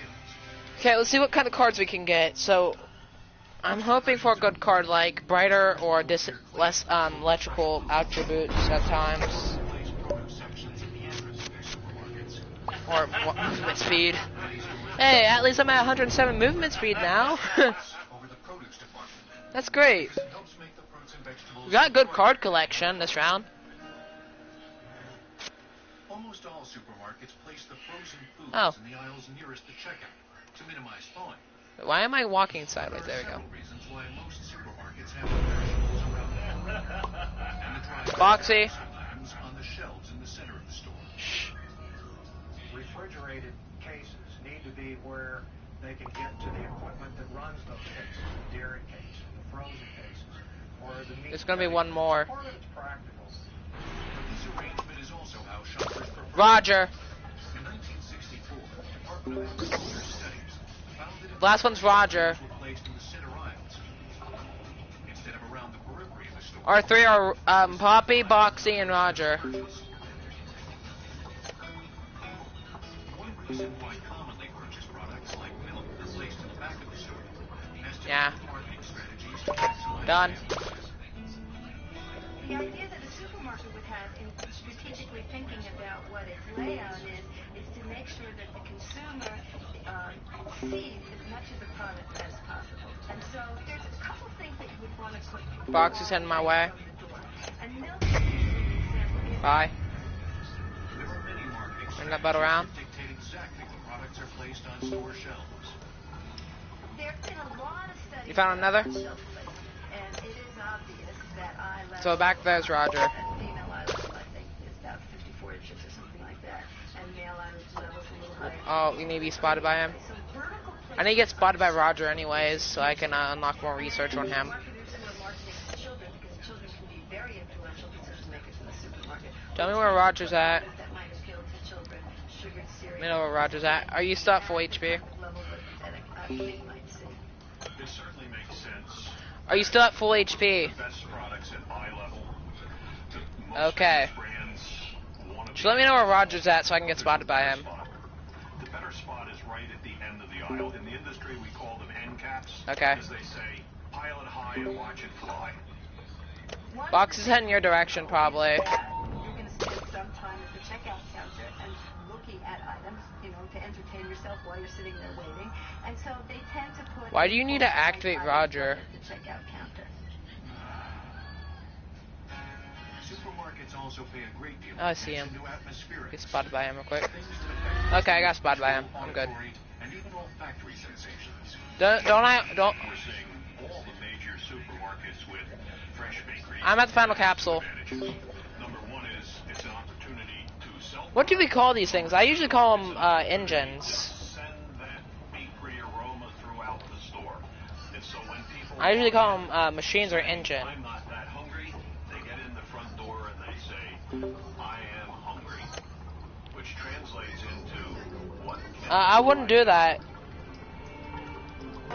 Some music shows that soothing music, slow tempo music, makes people stay in the supermarket longer, and that makes a difference. Softer lighting. Try to make your AFK fast. Harsh lighting tends to make people just want to brush and get out of there. There's also uses of colors. There's a general sense that blues, for example, are more pleasant, and people want to stay out and express far more in a friendly light. You back? In New York, Okay. I didn't finish the machine until you were back. I stopped doing the machine. I didn't want you dying.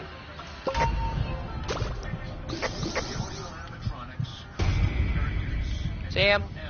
But guess what? I have the zoomies!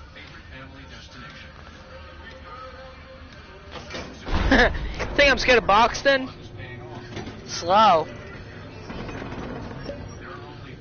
Stopwatch and the installation in Chocobar.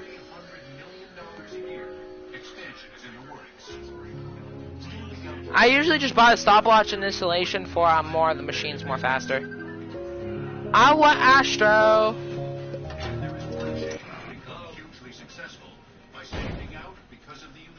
Yeah. I don't got Blob completed yet. I only got the dog plush.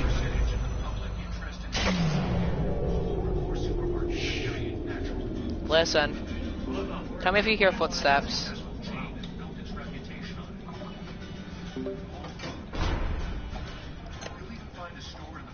We're good. There's no footsteps, so we should be fine. No notification, so there's no V. No confusion, because there's no Shelty.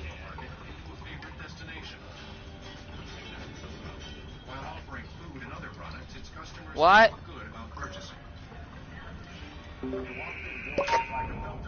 That nothing in our store has artificial colors, flavors, and preservatives. Boxy. Poppy.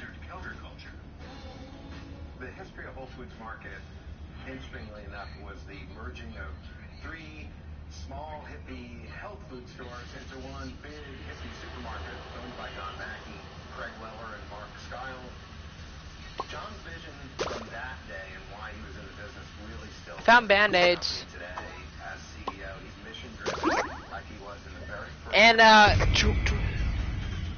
where? Found you. Twisted version of me.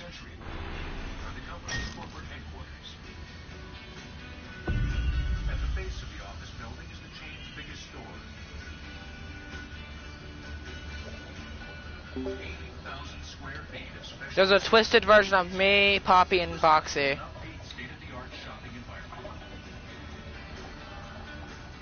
I'm at the third machine.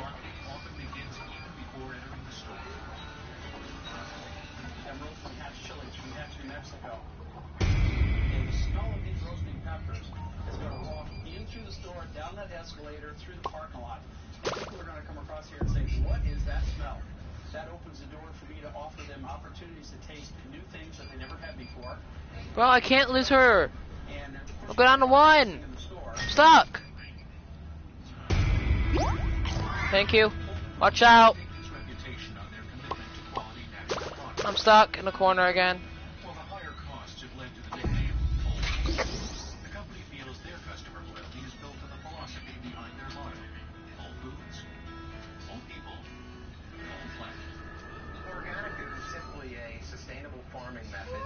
Leave the land as it was. It doesn't take away from the land that it was grown in. And because of that, the land will be vital for the next 20, 50, 100 years and beyond. Found him. No, this is another one. I'm a child. But I think it might be now going out my window where I have it open too. Yeah. We need two more machines to be fine. But I need to be cautious at 2 hearts. Oh, I found you doing the machine. More item core. I'm going to do for you some triple cream And of course, guess who I run into when I'm saying be careful? Poppy. Just about anything a customer wants. Whole Foods augments the customer service in its flagship store with a variety. Oh, Band-Aids. There are digital billboards across the front of the store. I found another thing of Band-Aids. The event information. Computer stations and multiple touch screens throughout the store offer price checks. You gotta leave here soon. Recipes and store maps. All of these, along with the refrigeration and lighting. I don't mind if you leave the match. Whole Foods has found a way to maintain its eco-friendly values. We buy energy efficient. They're all on you. For the most part, and we have controls on our lighting system. Okay, I found found the 5th machine. Are you still at the 6th? To help control energy costs in the store. Okay, head to me because I'm the 6th is where? Number one purchaser of wind energy. Where? Corporate purchaser. Where? So we're very proud of that. Oh, it's you. Whole Foods, like other supermarkets, No, billions betting on the right I'm gonna die. Take these people off my butt. also been rediscovering the simplest and oldest style of shopping for food. I have no stamina. According to the Department of Agriculture, there are currently around 4,800 farmers markets. Oh, how? It's interesting to think that the things that were time-consuming and a chore and nobody wanted to do in the 30s, now we've evolved to the point where they're kind of fun and a little bit of luxury. Okay, they're off of me. Wait for him. Oh, you're at 1 HP. Use that Band-Aid you picked up earlier. There's more to modern life than fresh produce. So when it comes time to stock up on everything else, canned goods, Did you use that Band-Aid? not to mention paper towels, soft drinks, light bulbs. The odds are you'll hit I've been using a lot of Band-Aids I find, so I can say at least 2. the neighborhood supermarket. I got back to the machine. Go, go, go, go, go. I'm done with this level. No. First aid, I can't go. Same here. I got first aid only if you lived, so you could. Why did you use your bandage?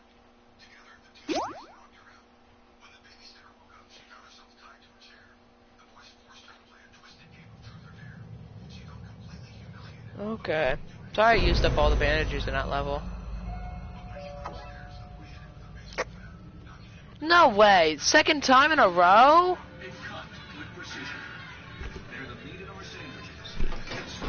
Okay, Grandma! You guys, well.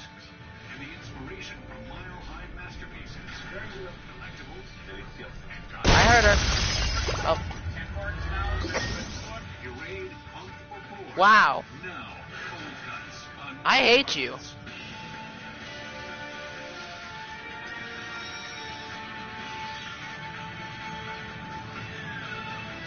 I see why Roger's disliked. I need to get noticed by Sprout so I can get more research from him.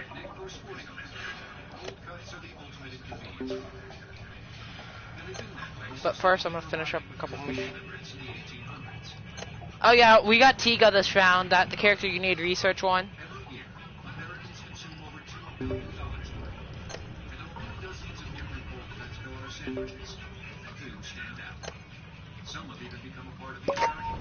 Let's see Sprout. Let me get noticed by him real quick.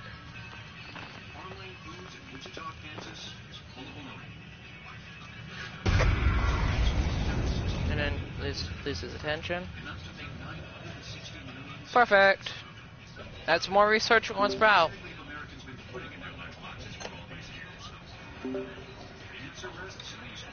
Thank you for letting me know. If I get spotted by a Twisted, I get research if I don't have them so far done.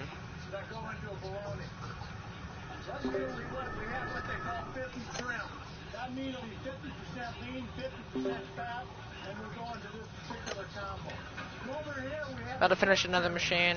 the trimmings from the loin, from the ham, and This particular meat will be 80% I'm trying not to be lean, noticed about 20% Sprout fat. too. The last thing we have, and the most predominant in Rogers bologna, research. is mechanically separated chicken. Okay, I know you're wondering. Mechanically separating chicken is the process of removing the remaining meat. I'm sad that you didn't live up to another Sprout round. It comprises 70% of bologna.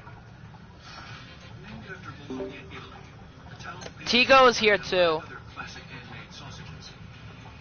American-style bologna is made I'm waiting for Tigo to pass by. Go behind her. This is the beginning of the process right here where we There you go. start taking big pieces of meat and making them into smaller meat that we can use. They're spreading that meat out. I see they're 4 protecting machines. it as it goes down the belt. It goes underneath this metal detector where if there has to be any metal in the meat, it's detected. We can take it out there. From there, it goes into the grinder. Should I just die to Sprout, or should I just continue? meat is ground through a circular die. The smaller surface area on the meat will better absorb the goodies that make up timeless bologna flavor and texture. You want me to just die to Sprout? Salt, you'll see some sugar, you'll see some cornstarch, you'll see some bologna seasoning here, which is Let me real quick I'm gonna do all the machines first so I can get all the I-core I need in this round.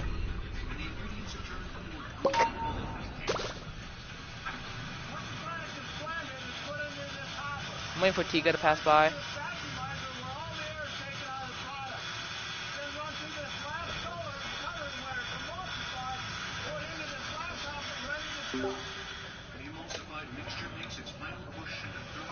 Anytime you want to play with me and you see me live, just hit me up in my chat and I'll hop on Discord, okay?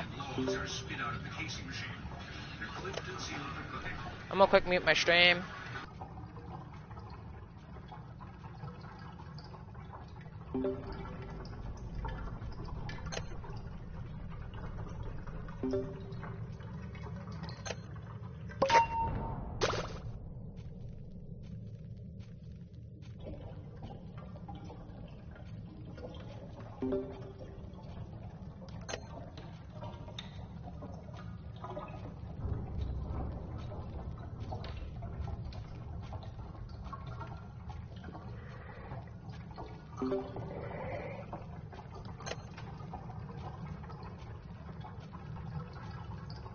But what you would do before you actually ate it is you would take that casing, peel it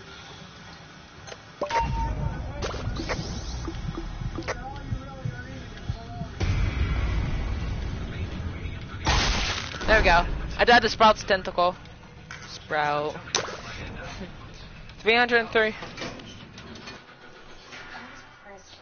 I have to end off stream anyways. One of his favorites was fried. I'm gonna call it a night and go do some stuff. You fry the bologna in the pan, and then you put it in the bread, and then you fry the bread too. See ya. Hope everyone has a lovely day, and thank you for coming to the Great King Bendy Standing World stream. Give it a sec, because I have to see what I got. Legend has it the first salamis were made in 700 BC in Okay. Salamis. 30% research on Sprout, that's good. Now it's end stream. Meaning salt.